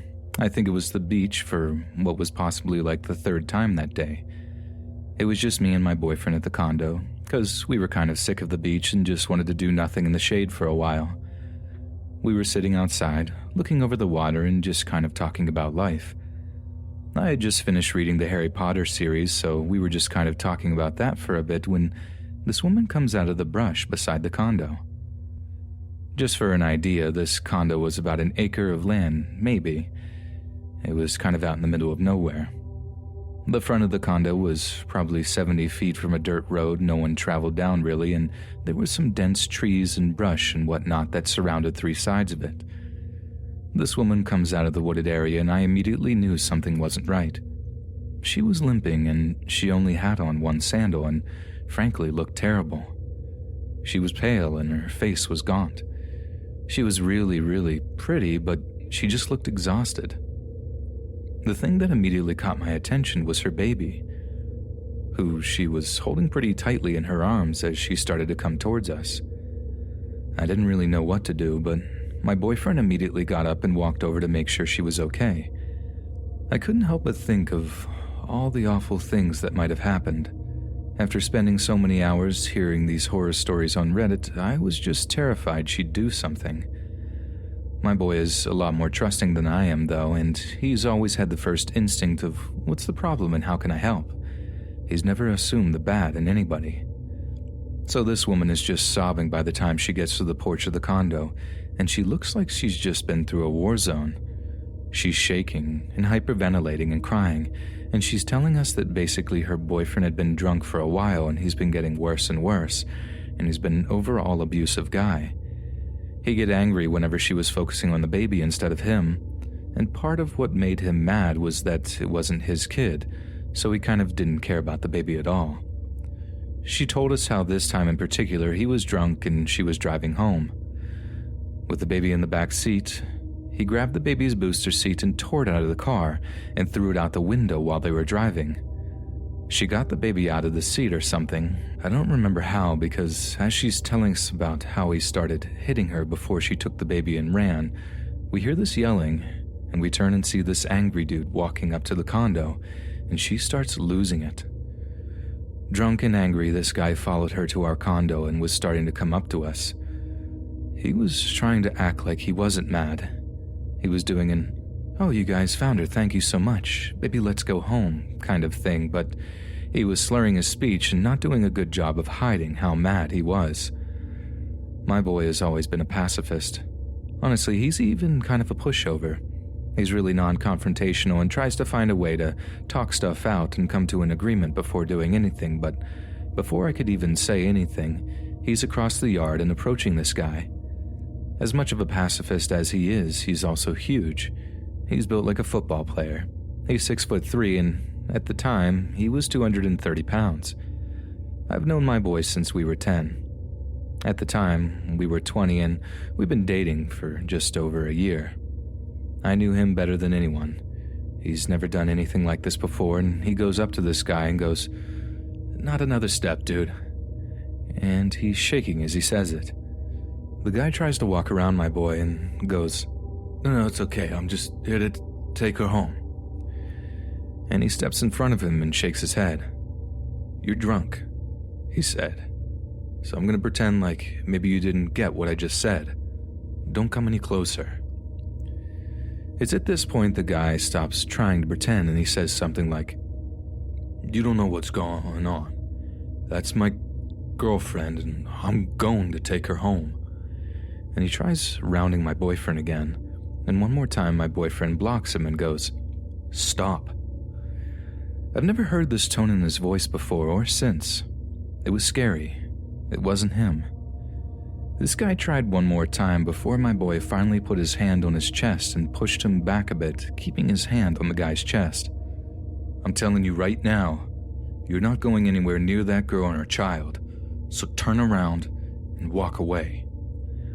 This guy was about 5'6", maybe 5'7", so when he looked up to threaten my boyfriend, he had looked like a kid. The guy finally looks up at my boyfriend and he says something that I couldn't hear. My boyfriend said something back, and then the guy stared at him for a moment, like he was deciding whether or not to do anything. My boyfriend finally pushed him away, and the guy stumbled back, and then started pointing at me and the girl as he was saying something, and then started to walk away. I didn't learn till the next day, but the guy had told my boyfriend that he had a gun, and that he was coming back, and that he'd kill him and I if we stopped him again. My boyfriend's response to this changed depending on who's telling the story. Origin told me that he told the guy he'd feed him his own teeth, which made me laugh because he's such a dork and he got that from a movie, and ever since then the line he tells everyone else is, "I'll be waiting." The woman was sobbing. The baby was sobbing, and I was shaking because even though he didn't throw any punches or anything, I could tell that he was ready to hurt this guy if anything else had happened. We called the police and didn't really do much of anything outside of make sure everyone was breathing and take the girl to her sister's place. We didn't really hear much from her after, but I know my boyfriend sent her an email once or twice, and she's married now to someone else and had another kid last time they talked. It was a really nice trip, despite that part and a fight my boyfriend's dad got into with someone in his family, but I had P-mail for the first time and it wasn't too bad.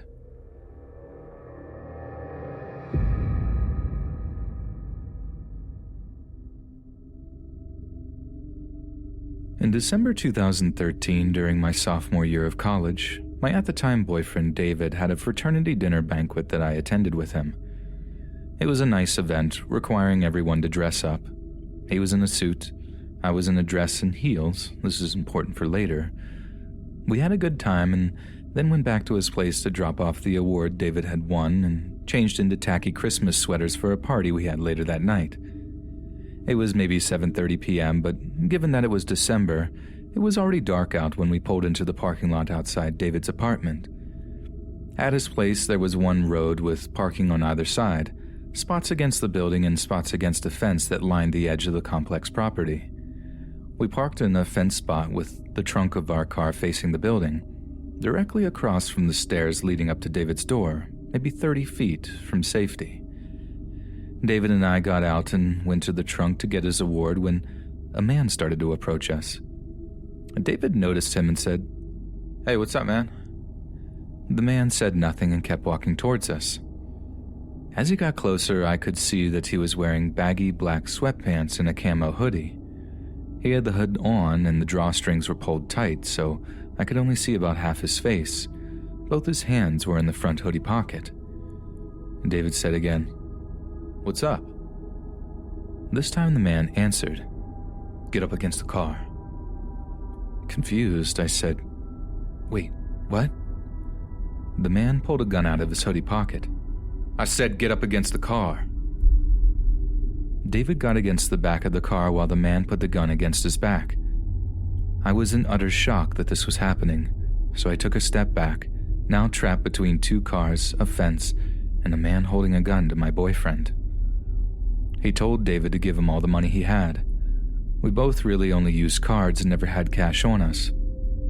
Unfortunately, though, while home for Thanksgiving, his parents had given him $200 in 20s, all of which went into the hands of our mugger. Then he turned to me, pointed the gun at my face, less than a foot away, and said, "Your turn." I was dressed up and only carrying a small clutch purse. I literally only had a phone and lip gloss on me. I stammered out that I didn't have anything while staring at the gun he pointed at me. He then went back to my boyfriend.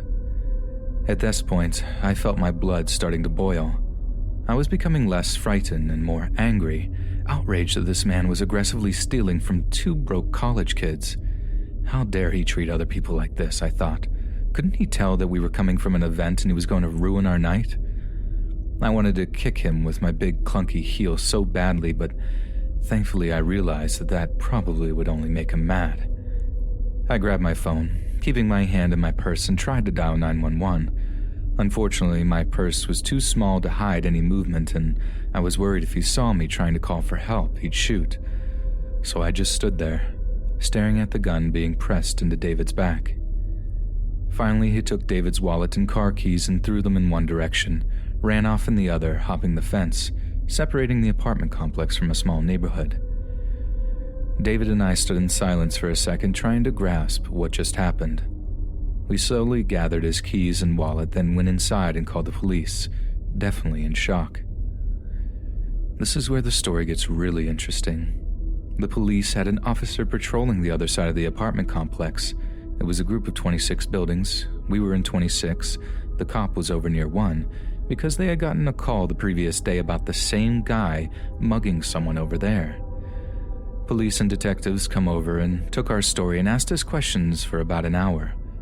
When they left, it was still relatively early, maybe 9 p.m.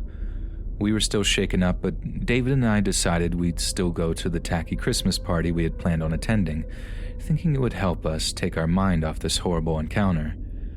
Our friend was hosting a pregame at his apartment in Building 3 of the same complex. Even though we decided not to drink that night, we headed over after getting into our tacky sweaters. The pregame got a little rowdy and we heard a knock on the door.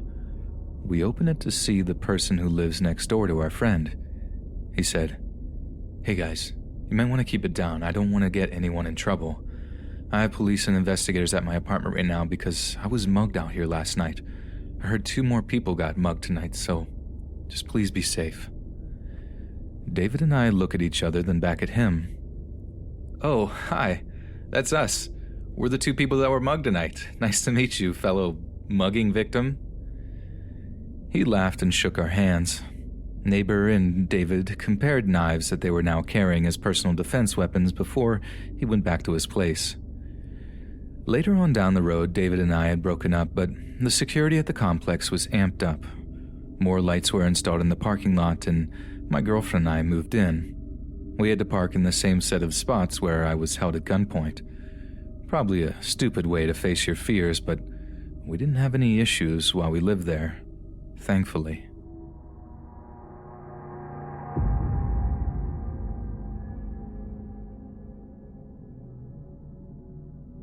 When I was much younger and far less concerned with consequences, I was introduced to a guy through a mutual friend that was well connected. It took me forever to figure out how this guy could stock a veritable roving pharmacy in his vehicle, but at the time I wasn't so much concerned with how, just the when. Like, hey man, when can I purchase an irresponsible amount of diverted prescription medications from you? As I got to know him more, I learned more about a purveyor of happy pills, and he thoroughly threw off a bad vibe. I would do my absolute best to avoid the post-deal hangout, but the guy was clearly and completely socially maladroit. Eventually, Dealer, I'll henceforth refer to him as D, starts attempting to insinuate himself into my group of friends more and more. He would call me constantly, text me like an abandoned Tinder date, and generally harass me to hang out. We would casually drink beer in the backyard of my house, and He'd happen to be in the neighborhood, just like he'd accidentally take a load off and decide to stick around. I am not a complete jerk, so it was difficult to sell someone a clue who doesn't have a proverbial nickel to his name. I specifically remember a night when each of us were recounting macho stories of tussles and scrapes we'd been in, and Dee decided it was his turn to contribute. It went something like this. "Oh, that's nothing, man. One time I shot a man in the face with a sawed-off shotgun and beat the rap on a self-defense technicality." We all sort of went slack-jawed at this moment and nodded our heads, mumbling uncomfortably. Wow, pretty cool. At that point, I think we all just assumed he was a one-upper and would say whatever to reinforce the tough guy persona he was so desperate to have us believe.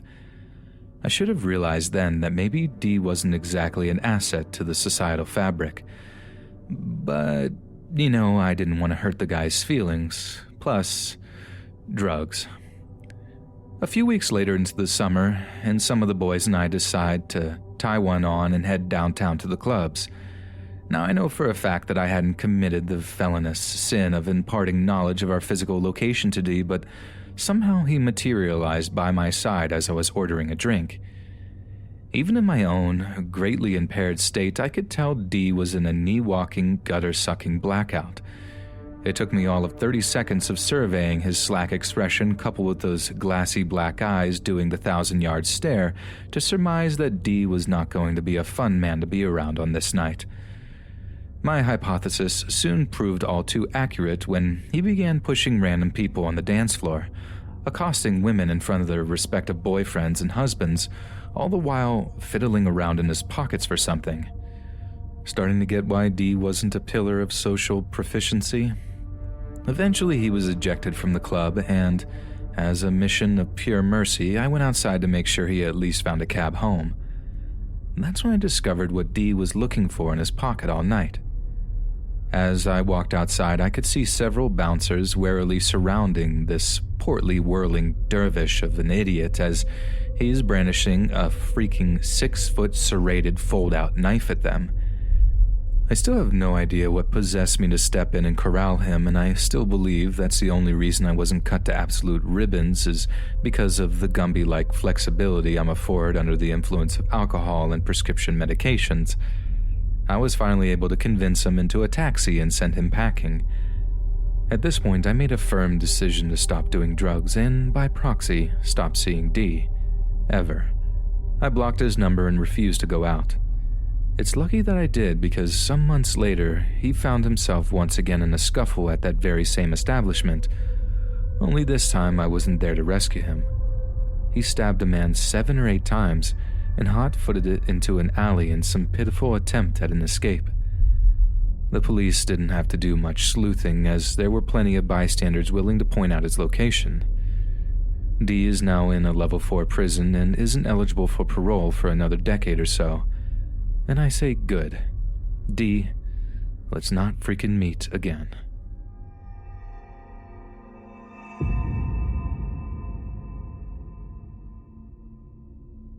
I can't remember exactly when this happened, but I think it was March 2019 when I was 17. I quite often get the train into London to visit my boyfriend. I go up on Friday and Saturday and come back Sunday evening. My parents always told me, quite rightly, to try and get an early train home on Sunday in order to avoid traveling late by myself, but me being naive and stupid always accidentally missed the earlier trains in order to spend more time with my boyfriend. This particular Sunday, I was getting a train that got into the station where I lived at around 9 p.m. My station is the last stop on the line and where the train terminates, so by the end of the journey it is always relatively empty. Sometimes I'm the only one getting off aside from the guard. Usually I would just put my noise-canceling headphones on, settle down and zone out whatever was happening around me. I'm quite an anxious traveler, so blocking out the sound helps me relax. I also try and sit at the end of the carriage where there aren't as many people, as having a lot of people around can make me more susceptible to anxiety attacks. After this evening, I always made sure to sit near people. I'm sitting with my headphones on, tucked away with my suitcase in the footwell of the seat next to me, in a pair of seats next to a window, sitting in the window seat. when I notice a man stumble into the seats adjacent to mine across the aisle. He leans across the seats, looking directly at me, and mumbles something to me. He was wearing all black, a massive black coat, and had a big duffel bag. I, a little anxious because I'm not the biggest fan of talking to strangers, take off my headphones and politely ask him to repeat himself. His speech is slurred, making what he is saying completely incoherent, but after he's repeating himself several times, I realize he's asking if I know if there are any taxi companies at my station. I say, "No, sorry," and put my headphones back on. He leans over again and asks me the same question. I take my headphones off and give him the same reply. "No, I don't know of any, sorry." He says something else. I ask him to repeat himself because his speech is so slurred I don't know what he's saying. This strange conversation goes on for about 20 minutes. I can't understand much of what he is saying. He's sort of half mumbling, half speaking, and he's not really making much sense. He keeps asking me how I'm getting home and where I live. I just say by car and don't say anything else about where I live. I'm super nervous now because this guy just gave me the creeps. I had a feeling something bad was going to happen, and he is starting to make me uncomfortable. There was just this vibe about him that he was bad news. He then asked me if I'm going to call the police on him. I say no, and he starts mumbling and swearing profusely. He mumbles something about beating my brains in. I'm really starting to freak out now. All of a sudden, he moves across the aisle to sit in the seat next to mine, trapping me in my seat. I cannot escape. I'm sitting next to the window and he's completely blocking the aisle. I'd have to awkwardly climb over to him to leave. I've decided he must be high or drunk because his eyes look absolutely crazy and his speech is so slurred. He tells me I'm very beautiful and asks if I have a boyfriend, moving closer until I could feel his breath on my face. I look around to see if there is anyone in the carriage with me, but I can't see anyone. He leans in really close and I'm freaking out now. But luckily the train guard comes through from the next carriage, sees me looking very scared, and comes over to ask if everything is okay. Immediately, this guy's demeanor changes. He leans away from me and he waves his hand as if to say nothing is wrong. I say yes, everything is okay, but by the look on my face, the guard can tell I'm super uncomfortable. The guard makes small talk with the guy and then moves to stand by the door behind us. I don't know what to do. Even though the guard is behind me, I feel really unsafe and know I have to get away from this man. I ask the guy if he would move back to his seat and say I don't want to talk to him as he's making me uncomfortable. He moves back and starts muttering and swearing again, mumbling half-formed threats under his breath. I call my dad, who's picking me up, and when he answers the phone, I immediately say, "Hey, Dad." The guy looks at me and says, I'm sorry, I didn't know you had a dad." He tries to talk to me whilst I'm on the phone. He's talking over me the whole time, but I can't actually make out what he's saying. I have no idea how to try and communicate to my dad that I'm not feeling safe, and this weirdo is talking to me without him overhearing. The train is pulling into the final stop, so I pull my suitcase out of the footwell to try and make a quick exit from the train. The guy gets up really quickly and goes in front of me, then grabs my suitcase to take it off the train and steal it, presumably. I still had my hand on it and managed to pull it out of his hands. He gets off the train quickly, and I stand next to the guard for a couple of minutes because I didn't want to get off the train at the same time as this guy. The guard asked me if I'm okay, and I burst into tears. I'm already anxious and tired, and this may seem like something insignificant, but I suffer with really bad anxiety, and it really creeped me out. A lady comes over. I don't know how she knew I was crying about what had just happened with this guy. She must have seen him getting off the train. She says he was asking her about taxis and making her feel uncomfortable until she told him to ask someone else.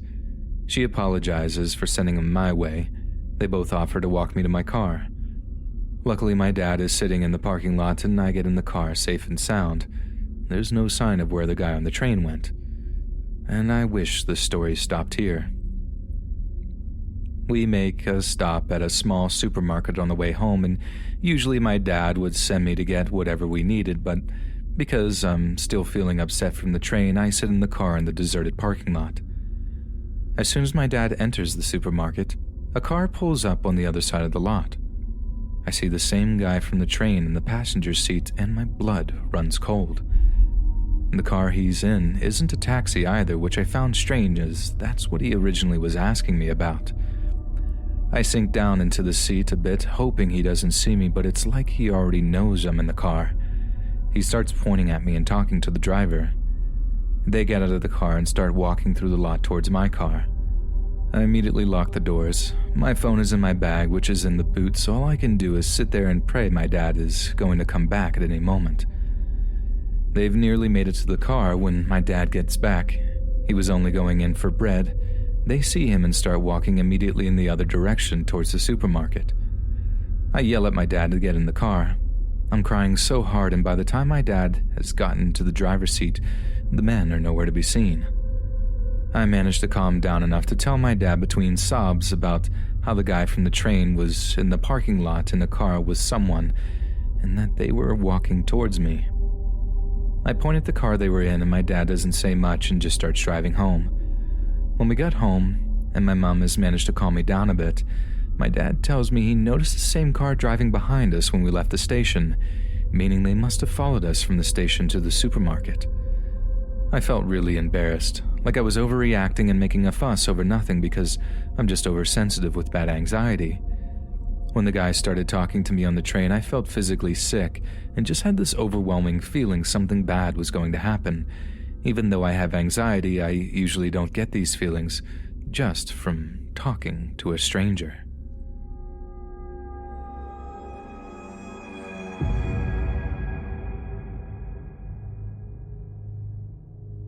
This happened a little before my 20th birthday, so about 4 to 5 months ago.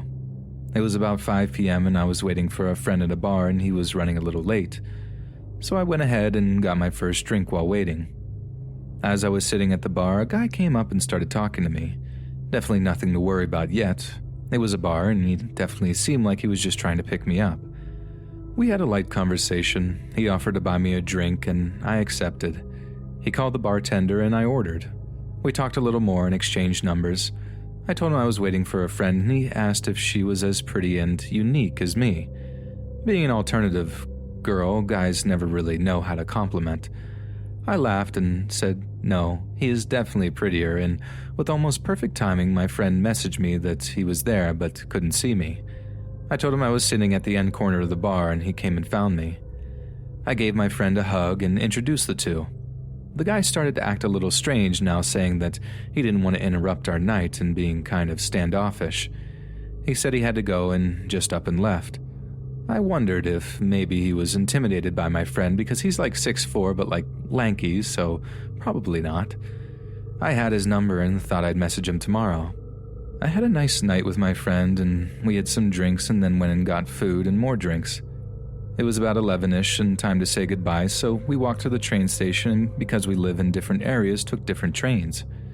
His train showed up before mine and we said our final goodbye as I waved him off.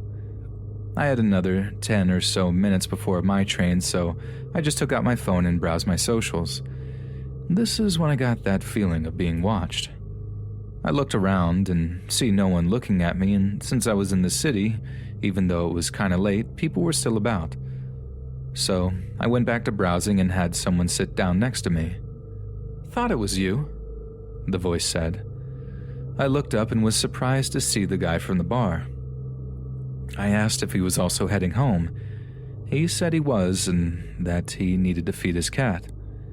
As a cat person, I asked more about that and he showed me pictures. He asked if I wanted to come home with him and see her. I told him maybe some other time and he was pretty insistent, but I still refused. My train was coming and I stood to go wait for it. As I was about to turn and say goodbye, he was standing as well. He said he was taking the same train, and at this point I was a little suspicious, but it was a main train, so we got on and I sat down and again he sat next to me. I had to get off in 2 stops, then get on another train for another 2 stops, and he also got off at the same stop and on the same train again, the whole time having normal conversation with me. Obviously, I was freaking out a little, so I messaged my housemate and asked him to wait for me at the station. Luckily, him and his missus were still up. He asked why, and I told him to just do it. When we got off at the station, that was only a short walk to my apartment, I said it was a funny coincidence that he also lived around here. He turned to me and said, "No, you're taking me to your place." I apologized if he had misunderstood me, but I never said anything like that. He said that he was already all this way and that I should just let him come over, like he was ordering me around. It all just felt gross. At this point, I was in full panic mode. There weren't that many people at this stop, as we are in a suburban neighborhood now. This is probably when I looked noticeably panicked, and my housemate saw this and came out of the car. He's 29 and quite a big guy. He came over and asked if there was a problem. The guy said that he was my date and that I was taking him home. I said that was a lie, and my housemate just walked me to the car and mean-mugged the guy the whole time. Sitting in the car, I got a text. It said, "I'll see you again." I'd totally forgotten I gave him my number. I looked up to see him still standing at the station. We locked eyes and he smiled and waved. It wasn't a creepy smile. It looked nice and genuine, and I think that's what made it creepier. I purposely avoid that bar from now on.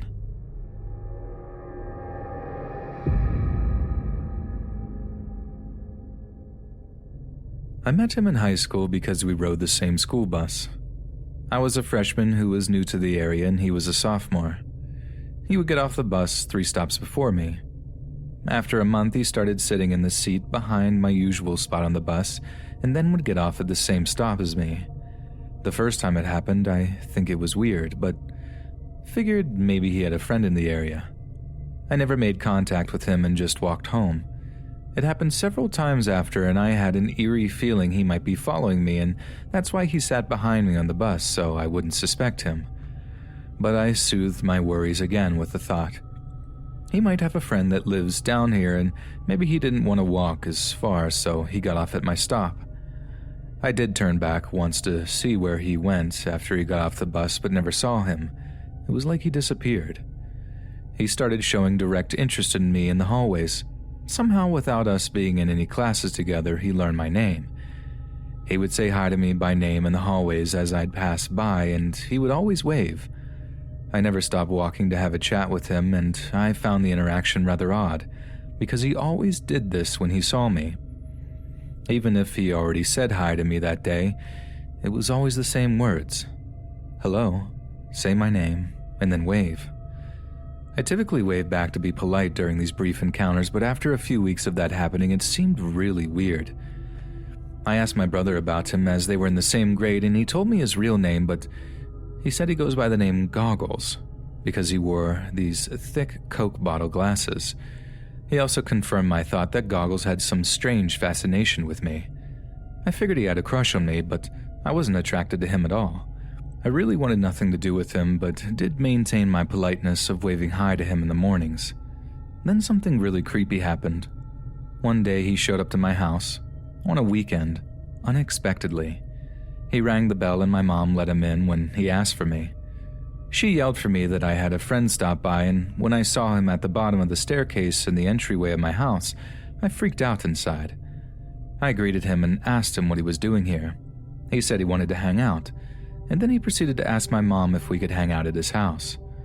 I was still upstairs and absolutely baffled by how he was actually inside my house that I didn't have time to think of an excuse of what I was busy doing.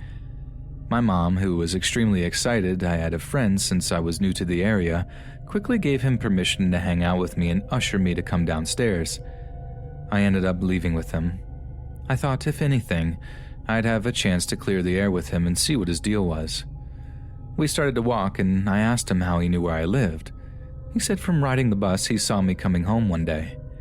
He said I always seemed really nice, so he wanted to get to know me. I talked about how I was new to the area and what I thought of the school. I asked him what he planned for us to do at his house. He said he didn't really have a plan, but he made sure to tell me his parents weren't home. I expressed how I was confused by why he told my mom we were friends when we barely know each other. He said, "Don't you want to be friends?"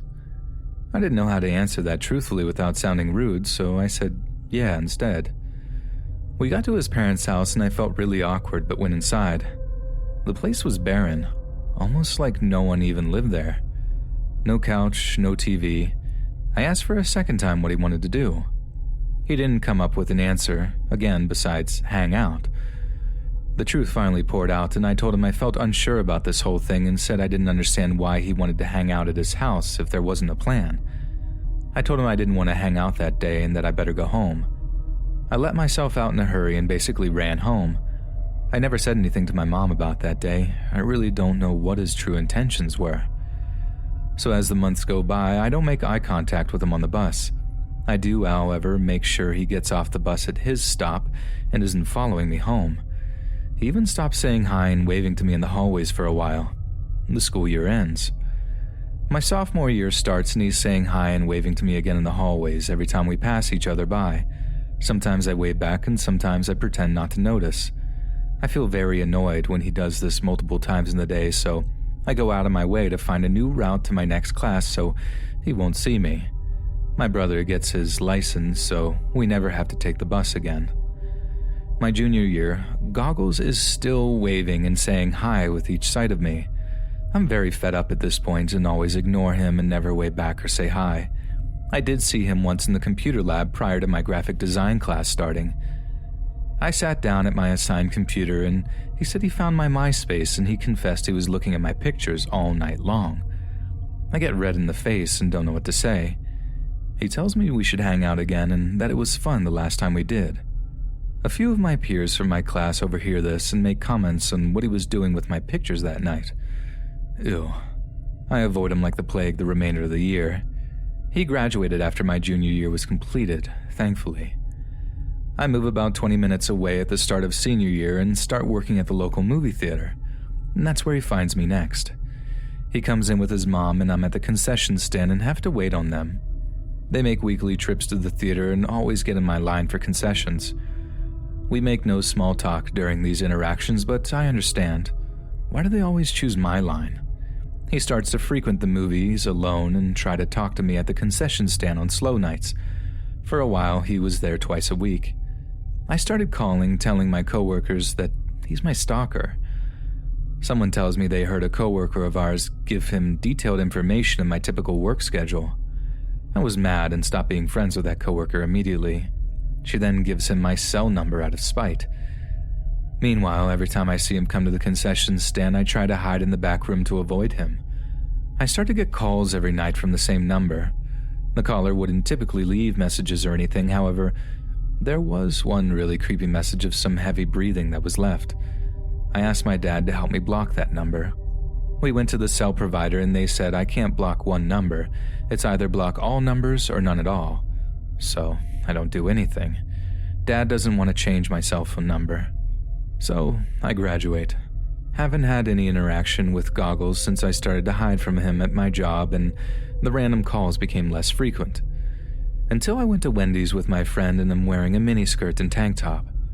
We get behind the first customer in line who is paying all in change and I realize it's him. I freak out inside and whisper to my friend that it's my stalker and I hope he doesn't notice me. Of course he notices me as soon as he turns around. He checks me out and asks, "Hey, did you go to this high school?"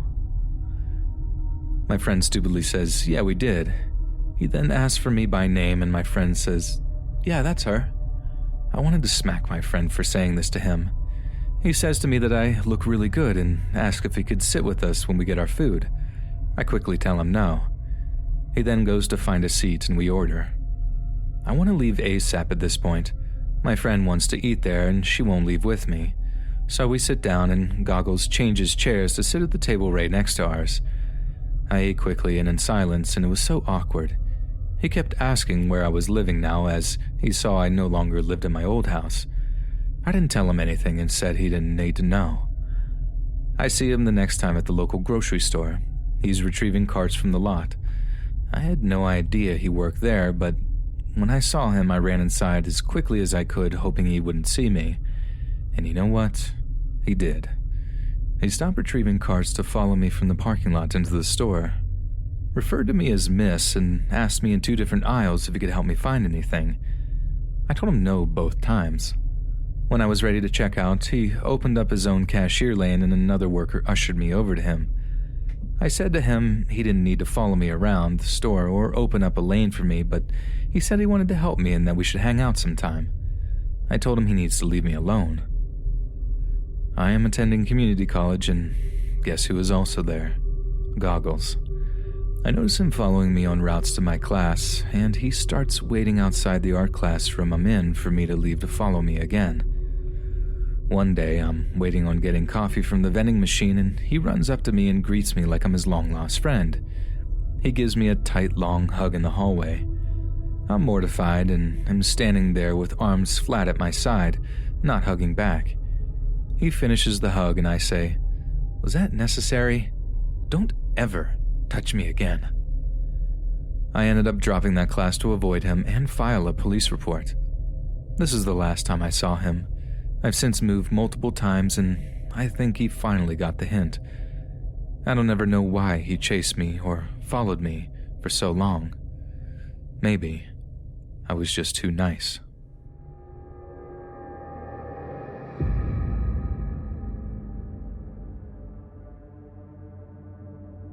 This happened about 1.5 years ago. So there was this parkway that I used to always drive to.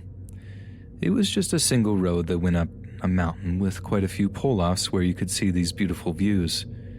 This one specific pull-off is one that I would go to the most. It was a place where you had to go through some trees but would end up on a rock that looked over a huge mountain view.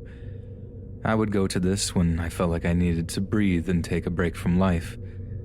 It took me about 20 minutes to drive to that specific spot after entering the park itself. So one day I decided that I needed to just let myself breathe and drove up. All was normal. It was actually a pretty day with the bright skies and puffy clouds around maybe 3 p.m.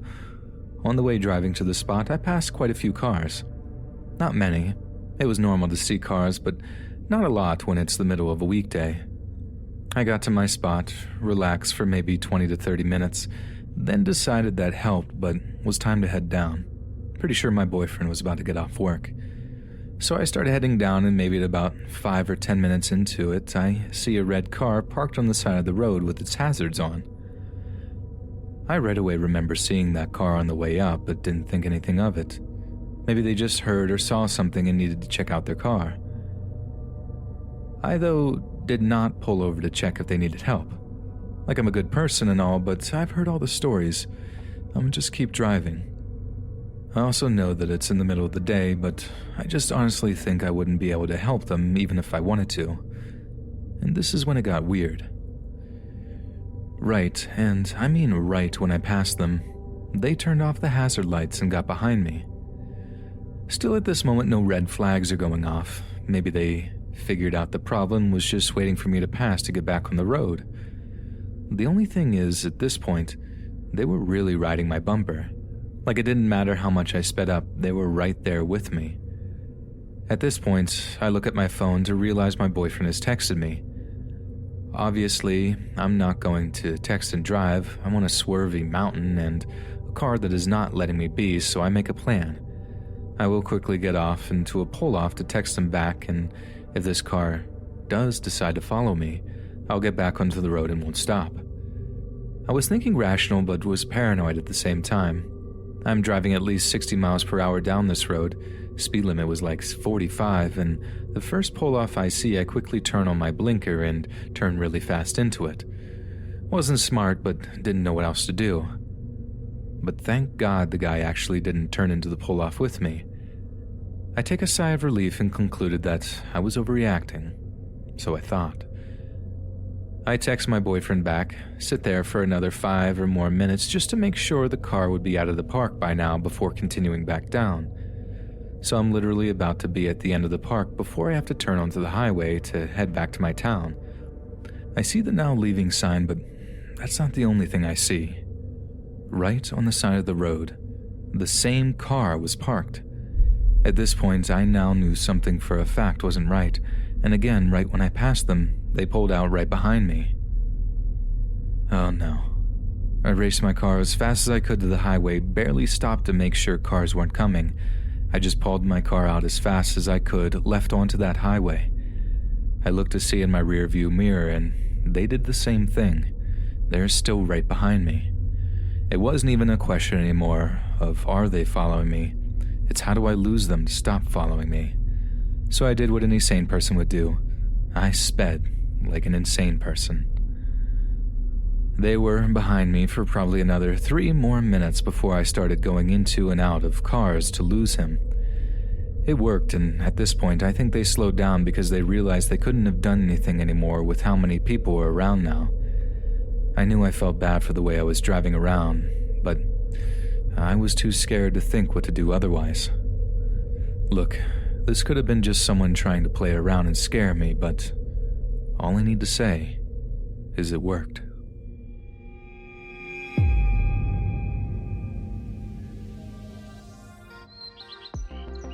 Hey friends, thanks for listening. Be sure to subscribe and click that notification bell to be alerted of all future narrations. If you got a story, be sure to submit them to my subreddit, /letsreadofficial, and give and receive feedback from the community, and maybe even hear your story featured on the next video. And join my Discord to interact with me and other listeners directly. And if you want to support me even more, grab early access to all future narrations for just $1 a month on Patreon, and maybe even pick up some Let's Read merch on Spreadshirt. And check out the Let's Read podcast, where you can hear all these stories in long compilation form and save huge on data, located anywhere you listen to podcasts. Links in the bio. Thanks so much, friends. And remember, goggles wanna fondle.